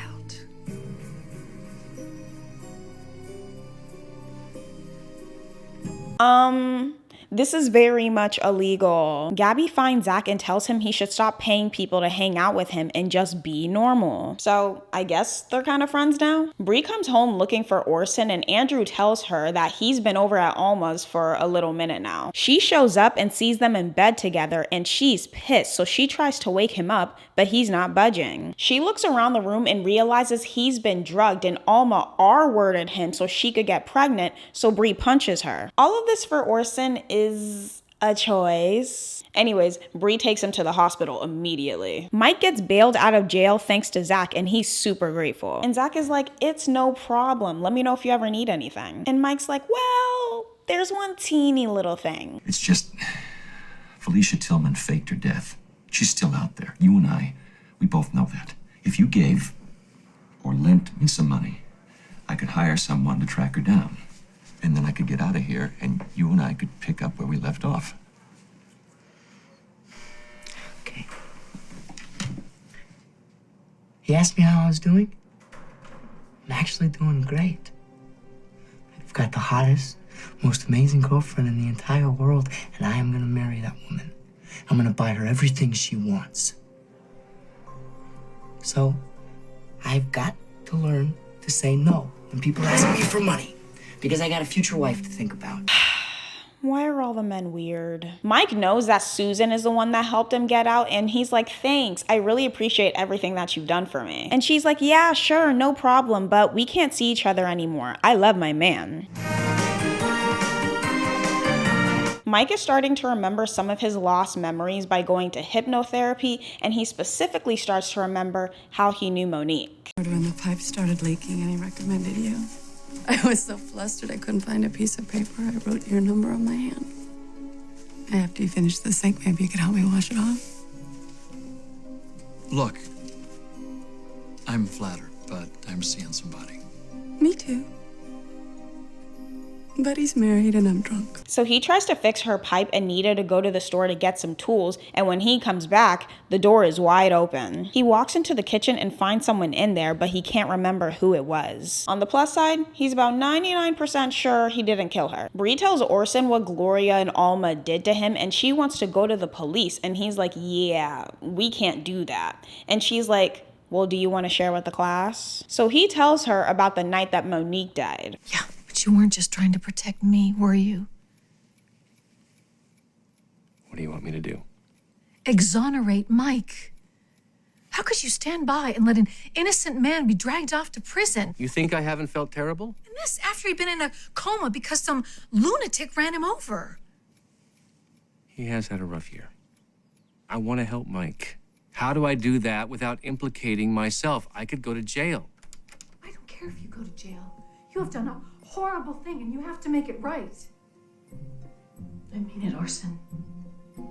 If you don't fix this, I will. And Andrew is tired of her mom being with crazy criminal men. Gabby is depressed because she's turning 31 and she's single now, so she goes shopping with Zach to make her feel better. What I find even more depressing is the fact that she's shopping at Macy's. Someone needs to get her to a Prada store immediately. Anyways, she meets a man there and they get to talking and decide to go on a date. It's a little awkward though because turns out he actually works for Zach, but that doesn't bother Gabby all that much. Edie asks Tom to give Austin a job job at the pizza shop since he's been all sad since Julie dumped him. And he's like, okay, fine. But Lynette fires him like 3 hours later for smoking weed with a delivery man. Zach shows up with flowers for Gabby's birthday and wants to take her out on a friendly outing. And she's like, thanks, but I'm going out with Luke. Orson tells Gloria and Alma that they're the dumbest women he knows because he told Bree everything and they're still together. At this point, Alma is tired and she just wants to turn Orson into the police because he clearly doesn't love her.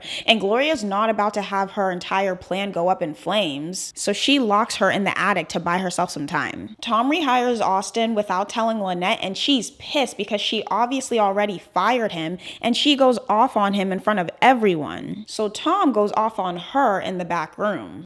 Talking to me like that in front of my staff. Well, I'm sorry, but you totally blindsided me out there. No, I was the one who was blindsided. You just went off on me without hearing what my reasons were. Well, I'm sorry. Let's hear them. What are your reasons for bringing back Joe Bonghit? I'll tell you. If you drop that tone and stop making that face. What is... This was a business decision. In case you hadn't noticed, and I hadn't until the waitresses pointed it out to me, Austin is hot. He is going to bring in every girl from Fairview High and half the boys in the chorus. That's an interesting hiring strategy. He says that she should respect the fact that he's the boss at the restaurant since she's clearly the boss at home. And she's like, okay, fair. Gabby is having dinner with Luke and some guy shows up with some documents that he needs to sign immediately. When he opens the file, he finds a message from Zach saying to stay away from Gabby. So he comes up with a very stupid excuse to leave. I thought I could do this, but I can't. I'm just not attracted to you. Of course you are! No, see, I really only date women in their 20s. What? Sorry. You're too old for me.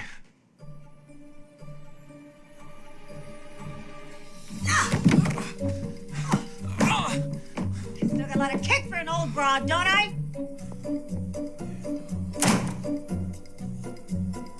Bree sees a ladder going up to her room and is very confused. So she climbs it and sees a bag at the top similar to the one with Monique's teeth. When she climbs up there, there's a crack on one of the steps, so she falls when she tries to get it. Andrew and Orson find her and they call 911 and he ends up grabbing the bag that she was trying to get, and when he opens it, it ends up being a bunch of marbles. They get to the hospital and Bree has a minor concussion, so she'll be fine. Andrew, on the other hand, is about to start cussing Orson out. I heard you two yesterday. All that stuff about you maybe going to jail. Well, that's none of your business. But if you think I had anything to do with Bree falling... I'm not stupid. I know the cops have been all over you about that dead woman. And Mom said for you to fix it or she would. Is this accident how you fixed it? All right, you're upset. I get it. But... No, you don't get it. There's a reason my mom put me out on the street last year. You've never met that guy. You've never met Bad Andrew. Hurt my mom, and you will. I don't know. I think I've low-key missed Ghetto Andrew, guys. Zach comes by with a present since Gabby's date ran out on her, and she's been drinking a little bit, so she lets him in. She vents to him about her getting old, and he's like, what? You're so beautiful. She ends up falling asleep on him mid-sentence. Mike goes back to hypnotherapy to figure out who was there that night with Monique, and he finally remembers who it was. Miss Bollier? I've, got that part for the sink. Hello?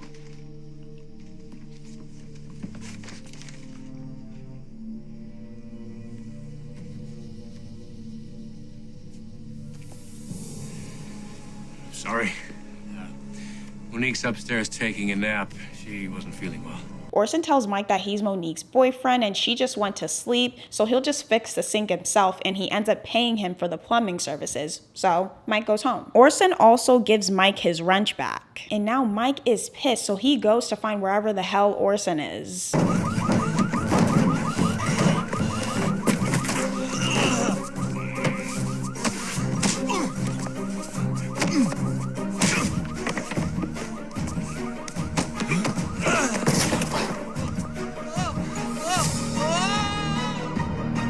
Oh, it's getting good, y'all. While Orson is falling from the roof, he has a little flashback of the night that Monique went missing. He came back to her place with flowers, all happy, and he sees Gloria wiping down a wrench and sees Monique's body on the floor. And he's like, What's going on here? What have you done? It was self-defense. I came to tell her to stay away from you. She attacked me. Mother. She's dead. I know. And I'm sorry. But what's done is done. What are you doing? Calling the police. No. You go to jail. You killed someone. I'm your mother. You've got to help me. But I loved her. I once lost someone I loved thanks to you. Okay.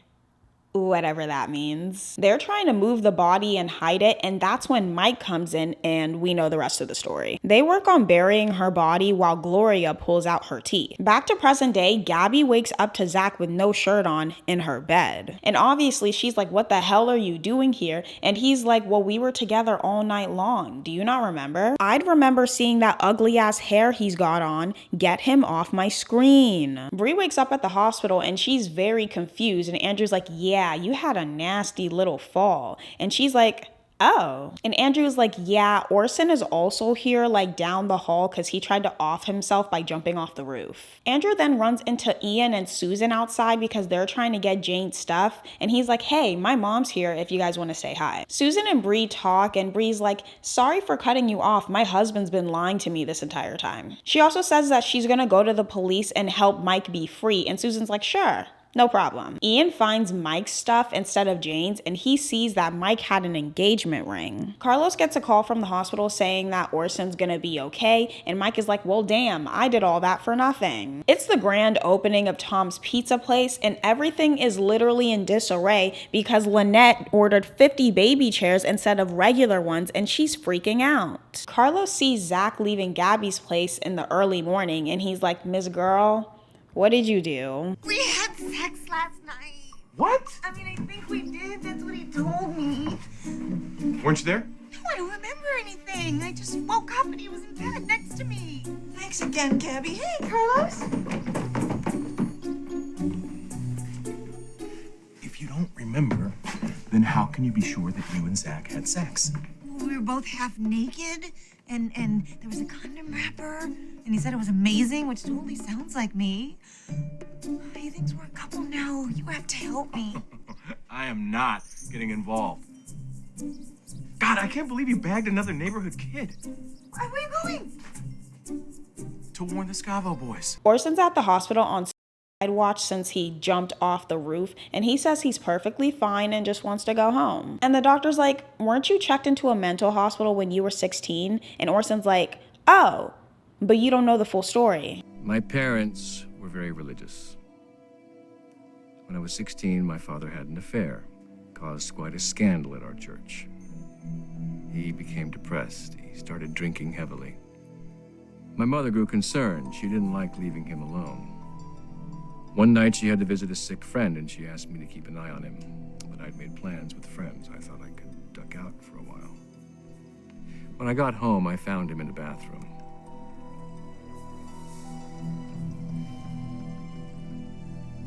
You blamed yourself? I didn't need to. Mother blamed me enough for both of us. Gloria finds out that Orson tried to off himself, so clearly he's not happy with Bree, and she tells Alma to hold tight because she's gonna get rid of her. And Alma is like, can we just let it go? And Gloria's like, no. So Alma tries to escape the attic through a window, but she falls from the roof and dies. Even though these chairs are questionable, the grand opening is going great. Everyone is having a good time, but then Zach shows up and is ready for his new relationship with Gabby. So she begs Carlos to scare him away so she doesn't have to break his heart. And he's tired of her shenanigans. But he says okay. He goes to talk to him in the bathroom and notices a little something interesting about him. So he tells Gabby that there's absolutely no way they slept together because little Zach isn't so little. Just how much would I have remembered?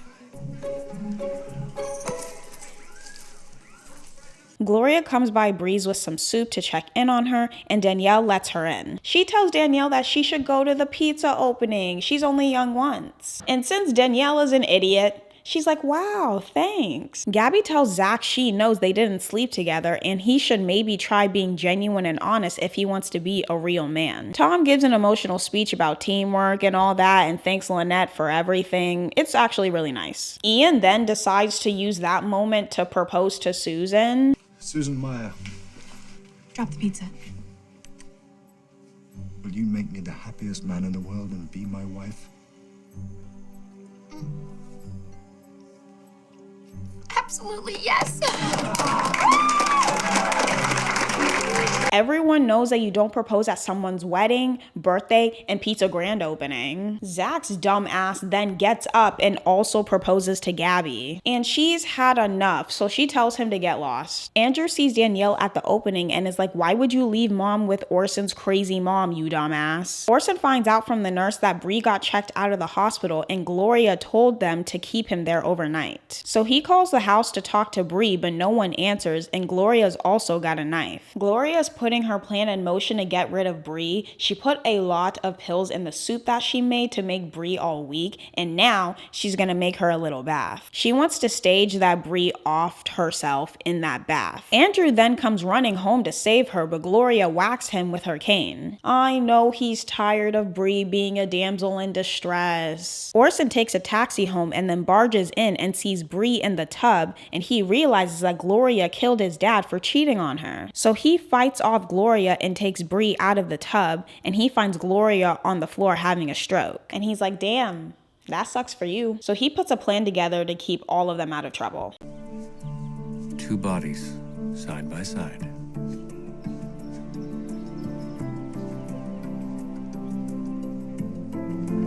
The police will conclude that Alma fell from the roof, and when my mother found her, she suffered a stroke. When they search the house, they'll find the note Alma wrote when she faked her suicide, and next to it, a bag containing Monique's teeth. In the face of such evidence, they'll have no choice but to drop the charges against Mike Delfino. Gloria's still alive though, but because of her stroke, she's paralyzed and she can't speak ever again. So I guess Orson and Bree are all good now. This episode is kind of interesting because we have Rex, of all people, narrating it. Drive down any street in suburbia. Know what you're gonna see? Desperate women. That's right. One unhappy housewife after another. Each completely miserable in her own unique way. Orson and Mike call a semi-truce on their beef for now. Carlos has been feeling really lonely, so he tries to do some online dating and actually meets a girl on there. So Mike needs to give him the house for the night. It's Tom and Lynette's 9th year anniversary, and normally they go out to a fancy restaurant, but this time around, she doesn't really want to go out. Mike goes to the hospital to get his things, and he finds the engagement ring that he was supposed to give Susan. Edie brings her son Travers to Carlos because she has a party to go to and needs someone to watch him. And why is this the first time we knew our good sis was a mother? Anyways, Carlos says he can't because he's got a hot date tonight. Gabby meets some guy that ran into her car on purpose because he thought she was pretty and wanted to talk to her, I guess. And apparently he's running for mayor. She does not care about his occupation. She just wants the money for the damages, so he gives her a check but forgets to sign it so he can see her again. Austin jumps into Julie's car when she's at a car wash and begs her to read a letter he wrote for her. She takes the note and kicks him out of the car in the middle of her wash. Danielle is hogging the bathroom at home and she won't come out, and Andrew is tired because he needs to get to work. And she's like, well, that's gonna have to wait because I'm pregnant. Ian gives Susan her engagement ring, but it doesn't fit that well. So she goes to get it resized and she runs into Mike there, who's also trying to get rid of the ring that he got for Susan. Susan doesn't know her actual ring size, so the store lady tells her to try on Mike's. I can't find my sizer. Here. Try this one. Oh, no. How's that fit?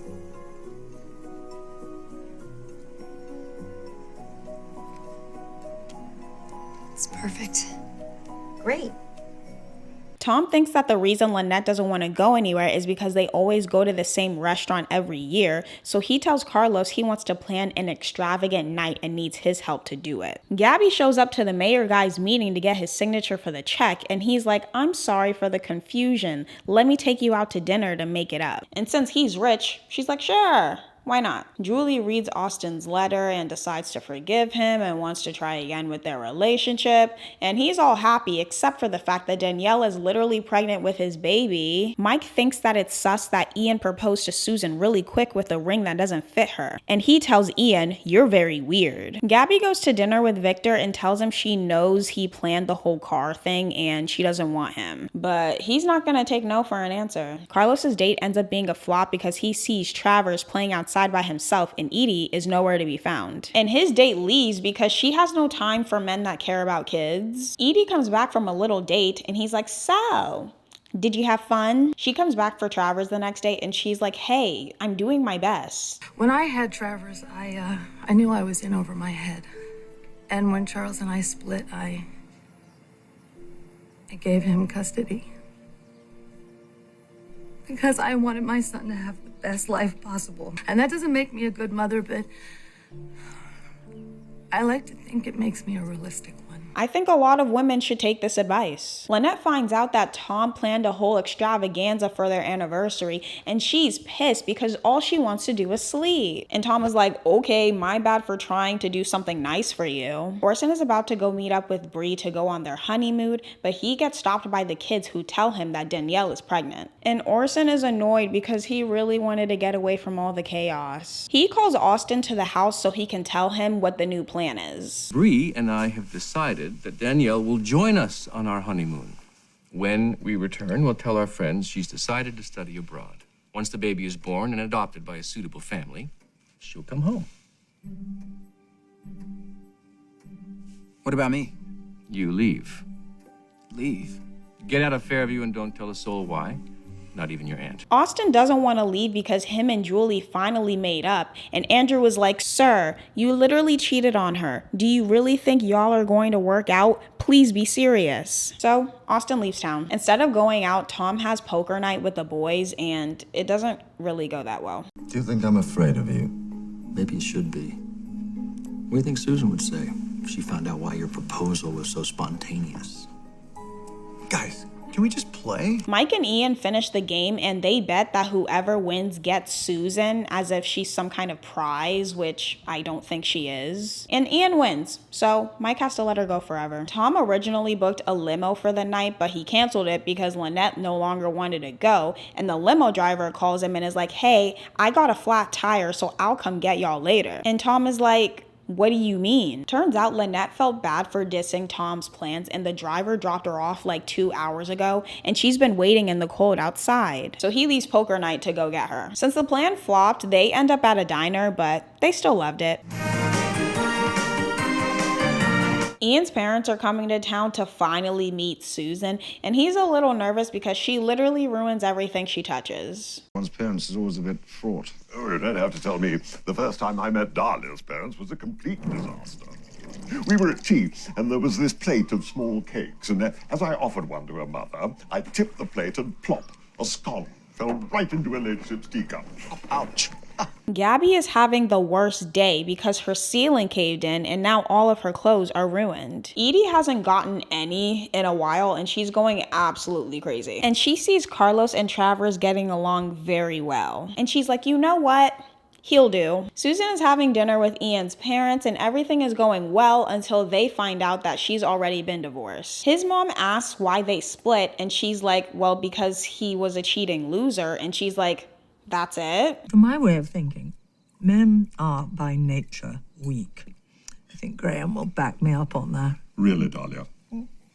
If you want your marriage to last, when your husband strays, you extract some suitable penance and get on with it. That's crazy advice from a woman that was just on fire and your husband didn't do anything about it. Gabby's on another date with Victor at his place and she finds a whole closet full of designer clothes. Obviously, she asks if she can wear a dress to the event that he wants them to go to, and he's like, "They belong to my ex-wife, so no." But when has Gabby ever listened to what people tell her? She's leaving here with something. Susan is back on her clumsy shenanigans. She spills wine on Ian's mom, so she goes upstairs to get cleaning supplies and finds his dad in all of her girly clothing. And he's like, "Oh, don't tell my wife. Ian's parents asked Susan to sign a prenup that says she'll get a settlement and not the inheritance money Ian gets if they divorce. And Ian's like, yeah, she's not signing that. And they're like, okay, then your brother will get everything. Gabby shows up at Victor's when he's not home and tells his maid she needs to use the bathroom. But really, she just went to get a couple of dresses she wants. She goes to the event with Victor wearing a brand new dress and is loving life, but then his ex-wife also shows up to the event. Hello. I love your dress. Thanks. It's one of a kind, isn't it? Yeah, couture. Andari? Wow, good eye. Well, I do have an unfair advantage. I bought it. Edie bribes Travers with TV time to call Carlos over for a play date so she can have her own little play with him. So she puts her plan in motion to seduce him. Sleep tight, Travers. Oh no, I'm such a klutz. I think I broke it. Nah, it's just a flap. I can fix that.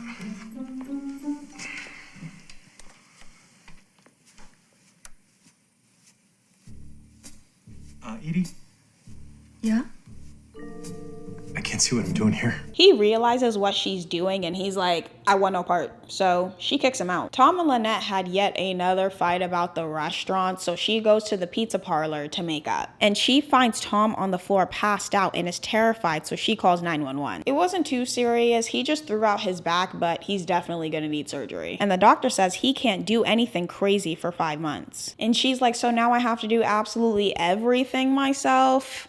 Oh, okay. Ian's been thinking a little bit and he's like, yeah, I'm gonna need you to sign that paper. And Susan's like, you're being weird, but okay. Gabby and Victor talk about the whole dress thing and he says he's going to be more genuine in their relationship, so they're good now. Susan is about to sign the prenup and then she's like, actually, I don't think so. I'll tell him everything. Well, we applaud your candor. What I'm trying to say is there'll be no topic that I need to skirt.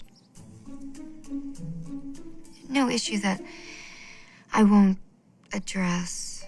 And Ian's dad is like, you know what? It's all good. Let's just forget about it. Carlos sends Edie, I'm sorry I called you a whore flowers. And she thought it was very nice. So they talk and she's actually very vulnerable with him. I'm a 40-year-old party girl. Do you think that I don't know that my days are numbered? I don't know what you want me to say here. Don't say anything.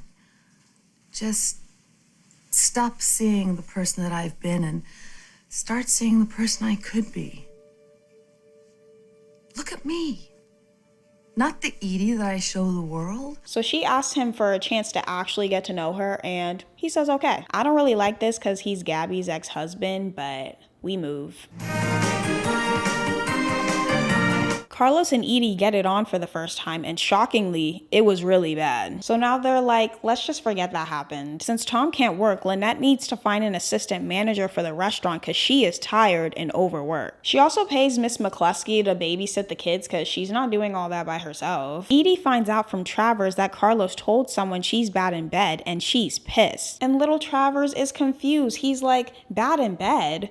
Are you having nightmares? Ian and Susan are at the market getting some groceries and he sees Mike also there picking up some oranges. Ian tells him, I've literally seen you everywhere this past week. Why are you following us? And Mike is like, sir, you're too boring for me to follow you. Ian is tired of seeing Mike all the time and he doesn't want Mike and Susan to be interacting at all. So he wants him and Susan to move to London for his job. And she's so shocked by it that she almost runs into a deer and dives a car into a lake. They're fine, but this is why you don't let Susan drive. She makes a plan to swim to the shore, but Ian here can't swim. Mike ends up seeing them when he's driving and he rescues them. And Ian is tired. There's somebody on the shore. It's Mike. He's here. Of course he is. Lynette wants to hire this guy Rick as the assistant manager and he's way too qualified for the job. He was a sous chef at like a 5-star restaurant, but he got fired for doing coke on the job. And Tom is like, yeah, no. Susan wants to give a gift to Mike as a thanks for saving Ian's life, but Ian's not having it. Edie goes off on Carlos for opening his big mouth about her bed skills and she's like, well, sir, you were bad too. You think you were bored? I've had more thrills leaning up against my dryer. Then what was all that moaning? I was in pain. You were smashing my breasts. Oh, come on! And they're not gonna go out like that, so they do it again, but it flops because they end up in the hospital. So they decide to just be friends. Tom is being an annoying brat all because his back hurts, and Miss McCluskey is about to whoop him. Mrs. McCluskey, it has been 10 minutes. Where's my pie? I'm unloading the dishwasher. You get your damn pie when I'm done. Miss McCluskey? I want my pie now. So she quits being Lynette's babysitter. Gabby finally gets it on with Victor, but he hasn't called in 24 hours and she's like, why isn't he obsessed with me? So she plans to make him jealous by bringing her mechanic as her date to his mayor debate. Lynette is having a hard time at the restaurant and is about to have a mental breakdown at this point, so she hires Rick anyways. Susan does a little bit of thinking and says she's okay with moving to London with Ian, but she wants to keep her house in case she wants to visit again. And Ian gets mad because he thinks that somehow that's related to Mike. Okay, that's it. I've had it. Susan. Really, I can't have this conversation one more time. I've done nothing but prove my love to you for the last year, and you cannot shut up about Mike. I don't trust the man. Well, you don't have to trust Mike. You have to trust me, and you don't. That's what going to England's about, isn't it? You're just trying to get me away from Mike. Well, you know what? Screw it. I'm not going. And if you ever bring up his name again, we're over. Got it? Over. Look at Susan standing on business. She runs over to give Mike the gift from her and also tells him that her and Ian had a little fight, and he kisses her. Gabby gets the exact reaction she wanted from Victor because now he cannot stop calling the house. Gabby, it's Victor. What the hell were you thinking? That little stunt of yours almost cost me the debate.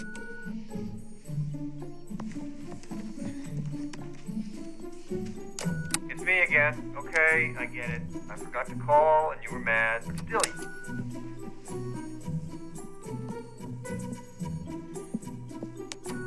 Hi, I hope you got the flowers. Again, I am so sorry for not calling.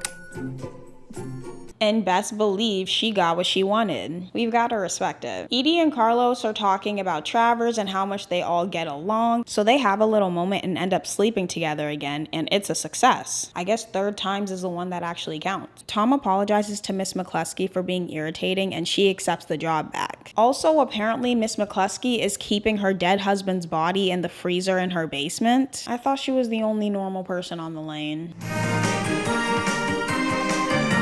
The power goes out on the lane and everyone is doing somewhat okay except for Miss McCluskey, who's a little worried about her husband in the freezer. She ends up taking a little fall down the stairs and gets knocked out, so she gets taken to the hospital. Carlos and Edie are spending the power outage in bed together, but they want to keep them low-key because he doesn't want everyone knowing their business. Lynette and Rick are keeping the pizzeria open, but they can't actually make any pizza, and he's like, well, hey, I can make my super special Italian pasta and we can charge a crazy amount for it. And Lynette's like, really? Say less. Gabby and Victor are stuck in an elevator, but they're not that worried. Miss McCluskey gets taken to the hospital, but she's not trying to go because her husband is literally in the freezer. Replace groceries. You don't understand. Some of my groceries, they have sentimental value. Sorry. Yeah, well, I don't need to ask your permission. Ma'am, no. Get your hands off me, you big ape! Oh! Get the restraints. I'm gonna sue your ass!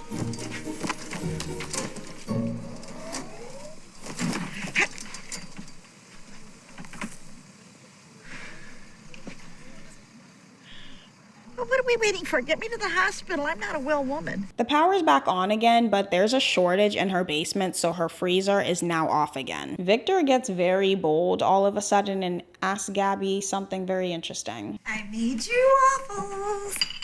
Eat them while they're hot.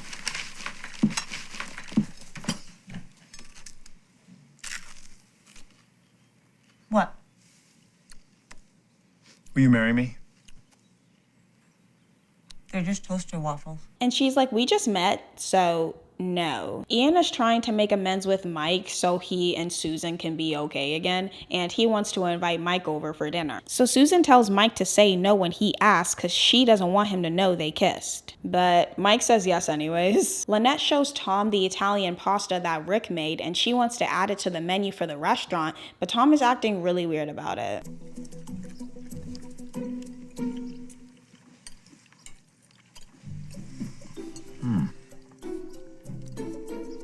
It's good.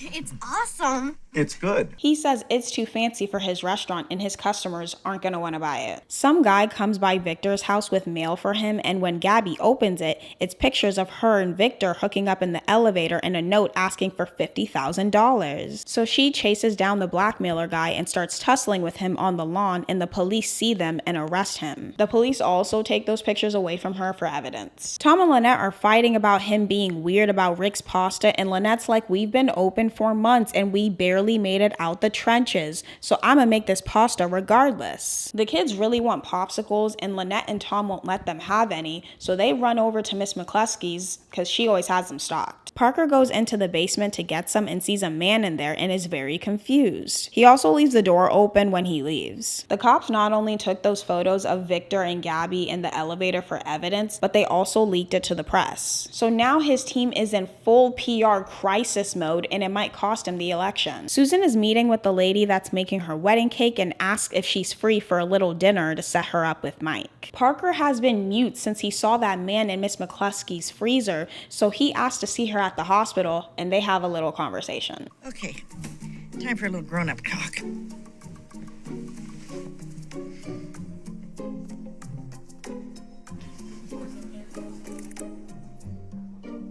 So can you understand now why I had to do what I did? Mm-hmm. And how you can never tell anyone, not even your mom? Edie finds out that the real reason Carlos doesn't want anyone to know about them is because he doesn't want it to get back to Gabby, and she's done with him. Susan brings that lady to dinner for her and Mike to mingle a little bit, and Mike is out here ruining it. So, Mike, do you have a favorite type of cuisine? No, after 3 months of present food, everything tastes good to me. So she goes home because the entire night is ruined by Mike's shenanigans, and something interesting happens. Excuse me, am I interrupting something? No, it's nothing. I think it's time to level with him. I just told Susan I want her back. Excuse me? Like, I know it puts a crimp in your plans. I'm sorry, but I love her. But that's too damn bad, isn't it? Because she doesn't love you. Really? She didn't seem to mind when I kissed her. What?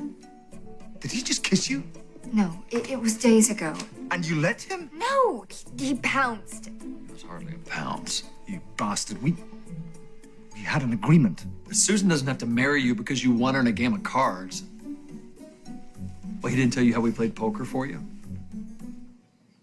You bet me in a game of poker? All this trouble for Susan, of all people, is quite confusing to me. I don't understand. She gets super upset and calls off the wedding and kicks both of them out of the house. Lynette and Rick eat some pasta at the restaurant, and they have a little moment.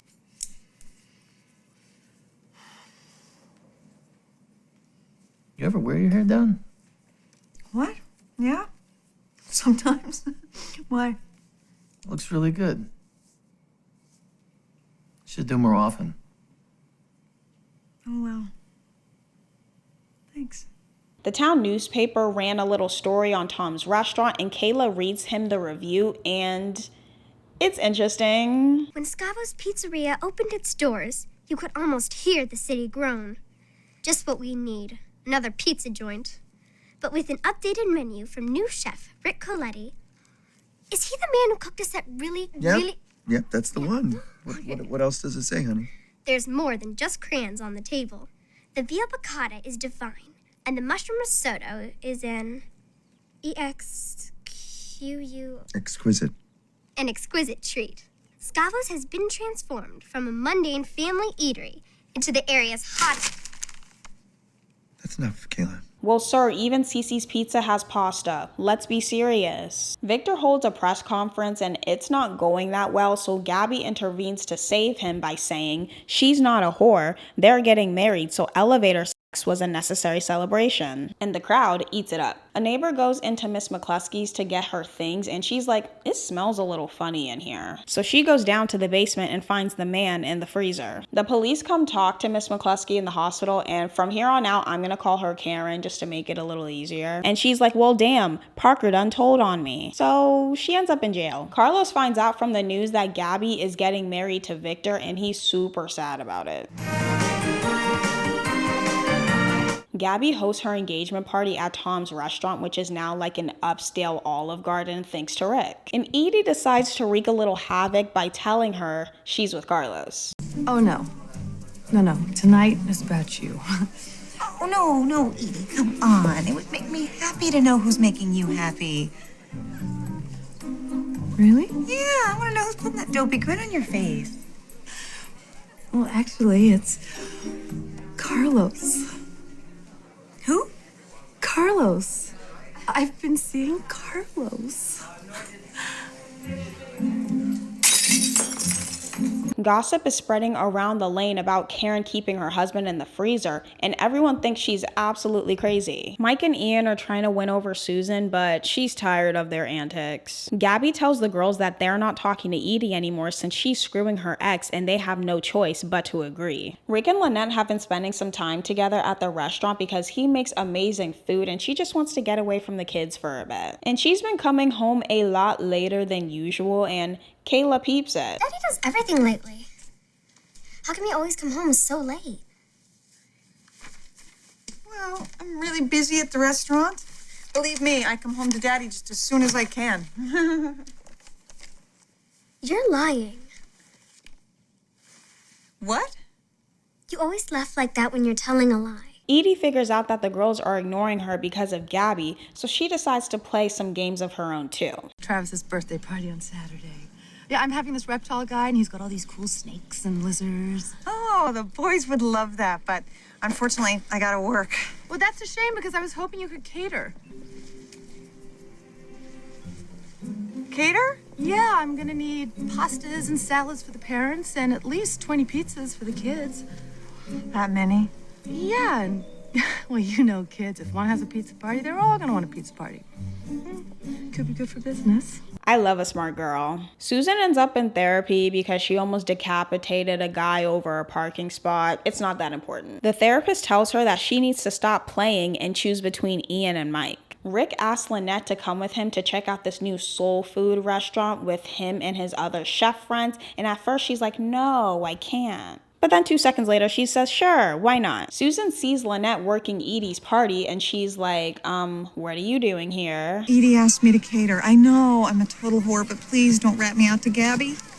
Hi, Susan. I have 30 copies of your book. The kids can't wait for you to sign it. Come on, let's go. Come on. Some kids play a prank on Karen's door, and Parker tries to stop them, but Karen comes out and scares them away. And Parker is annoyed because he keeps telling her to just tell everyone what Karen told him, and everything would be fine. Gabby comes back from her outing with Victor and finds Susan and Lynette there, and she goes off on them in front of everybody. And Carlos is like, yeah, you're done. Ruining Trevor's birthday party. What the hell is wrong with you?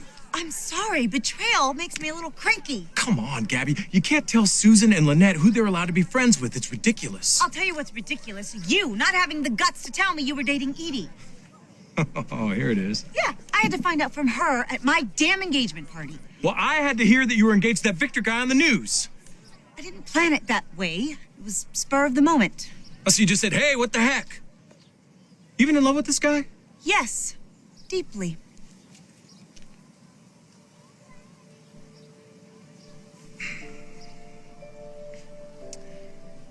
Must be nice. Karen shows up at the party because she's tired of everyone talking shit, so she tells them about what really happened to her husband. I came home from a weekend in Laughlin and found him in front of the TV, dead.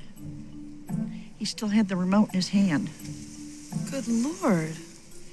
It was 2 a.m., so I decided to wait until morning to call the funeral home. And I went to his desk to make sure everything was in order. I found his pension plan. And guess what? In the event of his death, I was not the beneficiary. Who was? His first wife. They were married when he started the job for 2 years. We were together for 34 years, and that idiot didn't change the paperwork. So You put him in the freezer and kept cashing the checks. I think that's perfectly reasonable. So now all the women are cool with her again. Susan tells Mike that she's made up her mind and that she's going to marry Ian, and he's like, good luck with that. Lynette and Rick are about to leave for their outing, but Tom shows up with all the kids so they can eat together. So she tells Rick that they can't go anymore and they'll just go another time, and Kayla hears the entire conversation. So she feeds a little bit of info to Tom. When's Lynette getting home? As soon as she closes up the pizzeria. Is that guy Rick helping her? You better be, for as much as we're paying him. I think Lynette likes him. Sure, he's a nice guy. Hard worker. No, I mean, she likes him. Mike leaves a message for Susan saying goodbye, and he hopes she gets the happiness she deserves, and she seemed really sad from the message, and Ian can clearly see that. And he's tired, so he packs up all his things and goes back home to England. Tom tells Lynette that he's all better now and he's ready to come back to work. And she's like, oh, are you sure about that? Because I'm doing perfectly fine and I don't want you to get hurt again. And he's like, that ain't no problem. He also says that now that he's coming back, they can finally get rid of Rick. And she's like, whoa, what are you talking about? Well, I know he's been great, but his salary is cutting into our profits. Actually, he is bringing in more than enough business to cover his salary. I mean, with all those new dishes he's been cooking, he's got a lot of fans out there. Does he really? Yeah, I think firing would be a huge mistake. And now Tom is like, that's interesting. Ida, the neighbor, tells Susan that Mike moved off the lane. And now she's like, well, why didn't he just wait until I came to my senses? Lynette and Rick are having their weekly dinner at the restaurant together, and she tells him how much she loves their meals together. But then some men come in with guns to rob the place and lock them in the freezer. And Lynette is freaking out because they might freeze to death, but at least she's warm in his arms. Tom wakes up the next morning and doesn't see Lynette by his side, and he thinks that's suspicious. So he runs to the restaurant and finds her and Rick together in the freezer, but he doesn't say anything. Susan finds out from Carlos that Mike went on a trip to clear his head by going to a forest and hiking up a mountain. So she packs her things to go after him. Traver's dad comes to town after his trip from Kenya and wants to take his son back. Carlos feels some type of way because he's gotten really attached to Travers and doesn't want him to leave. And Travers' dad is like, well, I don't know what you want me to do about that. Tom and Lynette tell the police about the robbery and they watch the surveillance footage from that night, and it reveals some interesting things. I think these are the same guys that hit a couple of diners out in Mount Vernon. You mind if I rewind? I want to see the exact time they came in. Oh, whoops. Overshot it a little.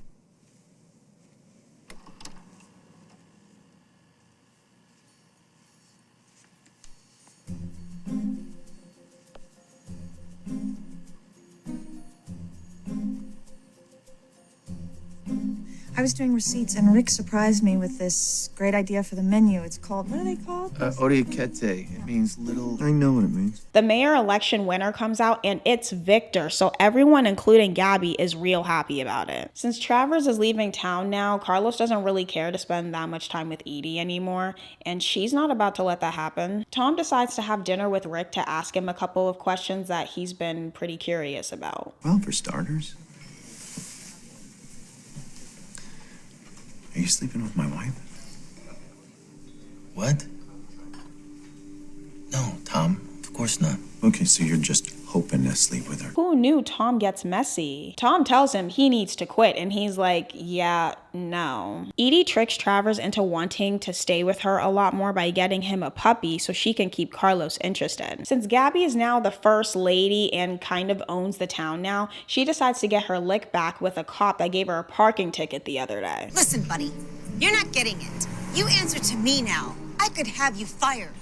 You can't do nothing. I can do whatever I want. In fact, my first official act of business as mayoress of Fairview is to declare today free parking day. Hey, knock that off. Hey. Free parking!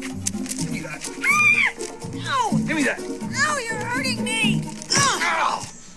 Oh, you know what that sound is, fat boy? It's the sound of your career circling the ball. Yeah, You're gonna find out what happens when you screw with the First Lady of Fairview. I'm all for ruining the police, but you have to do it with a certain purpose, Gabby. Edie's ex finds out that she told Travers to ask for joint custody, and he's pissed. Carlos hears them arguing in the house, and after talking to Travers' dad, he realizes that Edie only asked for that to keep Carlos. Rick tells Lynette about his little conversation with Tom, and he wants to know her thoughts on it. I knew when we were watching the surveillance tapes that he would completely misinterpret it. Did he? Did he what? Did he misinterpret it? Or did he just see what is obvious that you and I can't admit? I don't know what you're talking about. There's nothing to it in it. Lynette, how long are we gonna kid ourselves? I have feelings for you. I know you feel something for me. Stop! Don't say it. You cannot say these things. Well, ma'am, you've been having late night dinners and wearing pretty dresses. Why are you confused? So she fires him because she'll flirt, but she'll never cheat on Tom, so Rick has to go. Susan gets lost in the woods trying to find Mike, so now a bunch of rangers are looking for her. Mike overhears them talking about an annoying brunette woman that stupidly went up the mountain by herself, and he's like, yeah, that's Susan. So eventually he finds her. Gabby gets home from jail and tells Victor about the mean cop that had arrested her. I know you're mad, but wait till you hear what that jerk did to me. Gabby, shut up. Are you familiar with the quote, "For the one to whom much has been entrusted, even more will be demanded"? Doesn't ring a bell. From the Bible. That explains it. This is not a joke! I have been elected mayor. Certain things are expected of me. One in particular is that my future wife not assault city employees. He was mean. He deserved I it. don't care. Your behavior reflects on me, and I can't do my job if you're constantly humiliating me. And she's like, okay, I'm gonna go now. He notices a bruise on her wrist and she tells him that the cop she tussled with caused it. Lynette's not dealing with letting Rick go all that well because she's silently crying to herself in the bathroom. Carlos tells Edie she shouldn't make Travers completely change his life just so she can still have Carlos around, and he'll be here for her no matter what. So they're gonna really miss Travers a lot. Victor has some thugs beat up the cop that Gabby beefed with, so clearly he's a very weird man. Susan and Mike are at a nice dinner, and she's pretty much waiting for him to propose to her because it's the 1-year anniversary of when they were supposed to get engaged, and he never does. And she tells him, "Sir, what's the holdup?" And he's like, "Can you let me cook first?" By the way, does that seem familiar?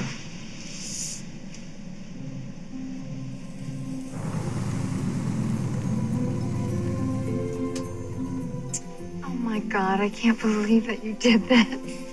Well, I wanted to, how'd you put it, turn a bad memory into a beautiful one. So she low-key proposes to him before he can ask her the question, so now they're engaged. Lynette's been super depressed since Rick left, and the kids are starting to notice. She says that her and Tom are perfectly fine, and Tom is like, "Oh, is that why you keep ignoring me?" Susan starts planning the wedding and wants it to be the same wedding she was originally going to have with Ian, just to make it easier for her. Edie wants to move in with Carlos to make their relationship official, but he's not really with it and says he can't because he just took over Mike's lease. So she finds a tenant owner and tells her that Carlos can't be trusted because he's a drug addict and she should kick Carlos out of that house. Susan is telling everyone that the wedding is back on, and Gabby is like, "Wow, congrats, but I'm not going to be able to come." What could be more important to you than my wedding? My wedding? What? Oh, I see you got the invitation. You're getting married on my wedding day? Well, you canceled. And Victor was kind of in a rush because he didn't think it looked good for the mayor to be shacking up. And every date we tried, someone had a conflict. And then your date opened up, and we knew all my friends were available. And, well, you know, you too. Well, did she lie? Anyway, Susan is now mad because Gabby stole her wedding day and she has to cancel hers all over again. She gets over it and apologizes to Gabby, but then she sees her florist with Gabby, who's now doing the flowers for her wedding. And Susan's pissed because Gabby's now officially stolen her wedding. I want to see those flowers. Oh my God, that's my centerpiece. Of what? Now you suddenly have the trademark on peach tulips? In this town in wedding season? Yeah, I do. You might as well have used my caterer and my swing band. Yeah, listen about that. Oh my God. Did you steal my whole wedding? It was short notice, okay? So now, Susan's not gonna come. Carlos gets evicted from the house and he's like, this smells like Edie. So he gets mad because he's now homeless and Edie's like, well, I just wanted us to live together. And turns out that's because she's pregnant. She takes the test and she's not pregnant, and Carlos is actually really sad about it because he's always wanted a child. Lynette tells Susan that she should suck it up and go to Gabby's wedding. And Susan is like, fine, I'll go. So she goes to apologize to Gabby and Gabby apologizes to her and they're besties again. They're drinking and venting to each other about how scared they are to get married, and Gabby has a genius idea. They do a double wedding. And Susan's like, yes, let's do it. But they wake up the next morning and kind of regret that idea, so they tell their men that it was actually the other person's idea, so no more double wedding. But Victor's reaction to the whole thing is a little weird. Do you have any idea what this day means to me? I do, and I know you've worked really hard to make our wedding perfect. Exactly. Do you think I want to share it with your friend and her ex-convict fiance? That's your problem? Gabby, I'm the mayor of this town. How's it gonna look? There'll be press there. Press at our wedding? Well, we're public figures. So all of this planning and attention to detail, that's all been about your image? Of course not. Gabby, this is gonna be the proudest day of my life. And I'm not sharing the spotlight with anyone. How about the bride? So now Gabby's not feeling super confident about marrying him anymore. Carlos is still super sad that there's no baby, so Edie says maybe they should actually try to have one since everyone else is moving on with their lives and they don't have to be together in a relationship to do it. She goes into the bathroom and takes a birth control pill before they get it on. Lynette finally comes clean on what's been bothering her this entire time. You are mad at me.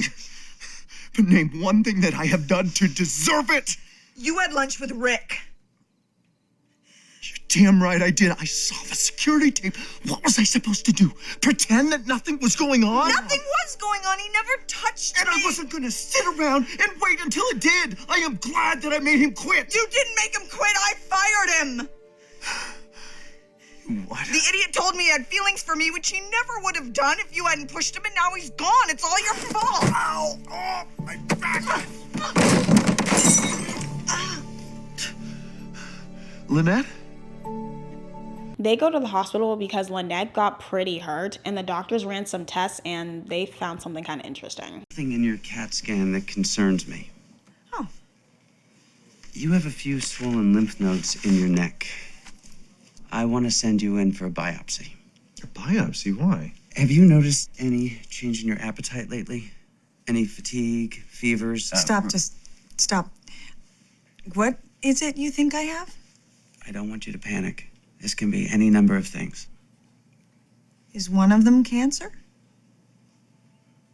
It could be lymphoma. So even though Tom is pissed at her, he'll be there to support her. It's the day of Gabby and Victor's wedding, but she's not all that happy about it, but that's normal for a bride on her wedding day. Gabby is pissed because Bree still hasn't shown up and it's getting late, but Bree eventually comes. Bree. Oh, wow. Hello, ladies. Except Bree, she better not have come empty-handed. Oh, I didn't. As promised, Bree had arrived with something new.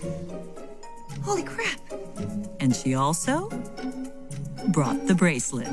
We then go into a flashback of the events from 3 days before the wedding. Edie is still going through with her plan of getting Carlos to love her by giving him a baby, even though she's still on the pill. Gabby tells Carlos that he has to come to her wedding with Edie because she doesn't want people to think that she's pressed about them being together. And he says fine, but he's only coming to the reception. Susan and Mike are planning their wedding and she wants her wedding to be top tier, so hers is as good as Bree and Gabby's. Lynette and Tom have no idea how they're going to pay for her chemo treatments, but she refuses to ask her mom for it. Bree and Orson are talking in their hotel room and she feels a little bad for putting Orson through a great ordeal with her pregnancy. Gabby and Victor are having dinner with his dad and he says that the state chairman loved his campaign and would back him in running for governor. And Gabby's like, I think not. This election bored me out of my mind, so y'all can forget about it. Mike starts working in the middle of the night to pay for Susan's extravagant wedding and she she feels really bad and says she doesn't need a fancy wedding. And he's like, I may not be rich like Ian, but I'm getting you a fancy wedding. Lynette's mom shows up and she's pissed because she didn't tell her that she had cancer. And Lynette is not happy that she showed up. Lynette wants her mom to go and Tom is like, oops, sorry, she can't because she loaned us $10K for your treatment. And she's like, I don't care. I want her gone. No, half the stuff she did to us. She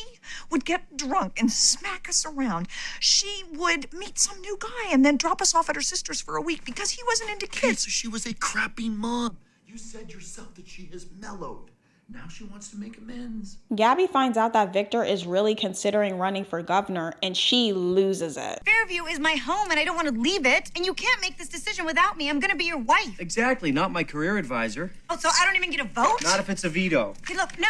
I already married a man who put his career before me, and I swore I wasn't going to do it again. Well, I swore I would not let a stupid woman hold me back. So now she wants to cancel the whole wedding. His dad comes by and tells her that the only reason Victor wants to be governor is to prove him wrong and to be successful on his own. And Gabby's like, I don't know what you want me to do with that information. Turns out that Victor went off on his dad the previous night and said that he was willing to throw the entire idea away. So they make up and now the wedding's back on. Carlos needs some money to pay the paper boy, so he goes into Edie's purse and finds her birth control pills. And he's like, that little liar. Bree and Orson finally come home and Julie sees them and is like, so, where's Danielle? Well, while we were in Switzerland, she ran across this boarding school and she fell in love with it and just insisted that we let her spend a year abroad. Wow, she must be having a really good time. She hasn't returned any of my phone calls. Oh, well, you know, her school's up in the mountains and her cell phone reception is kind of funky. She hasn't answered my emails either. It's now wedding day and Gabby and Victor go and get married. Carlos also shows up to break up with Edie, and you could have done that at home. All the girls are together catching up, and Gabby goes to get Victor so he can meet her friends, and she ends up hearing a conversation between him and his dad. Worth it. Marrying Gabby is the smartest thing you've ever done. With her bringing in the Latino vote, the governor's mansion's as good as yours. Bill, that's assuming I can change her mind. I had to make certain concessions just to get her down the aisle.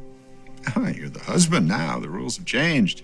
Be nice. Buy her a few pretty things. Trust me, you'll be able to tame that little Spitfire.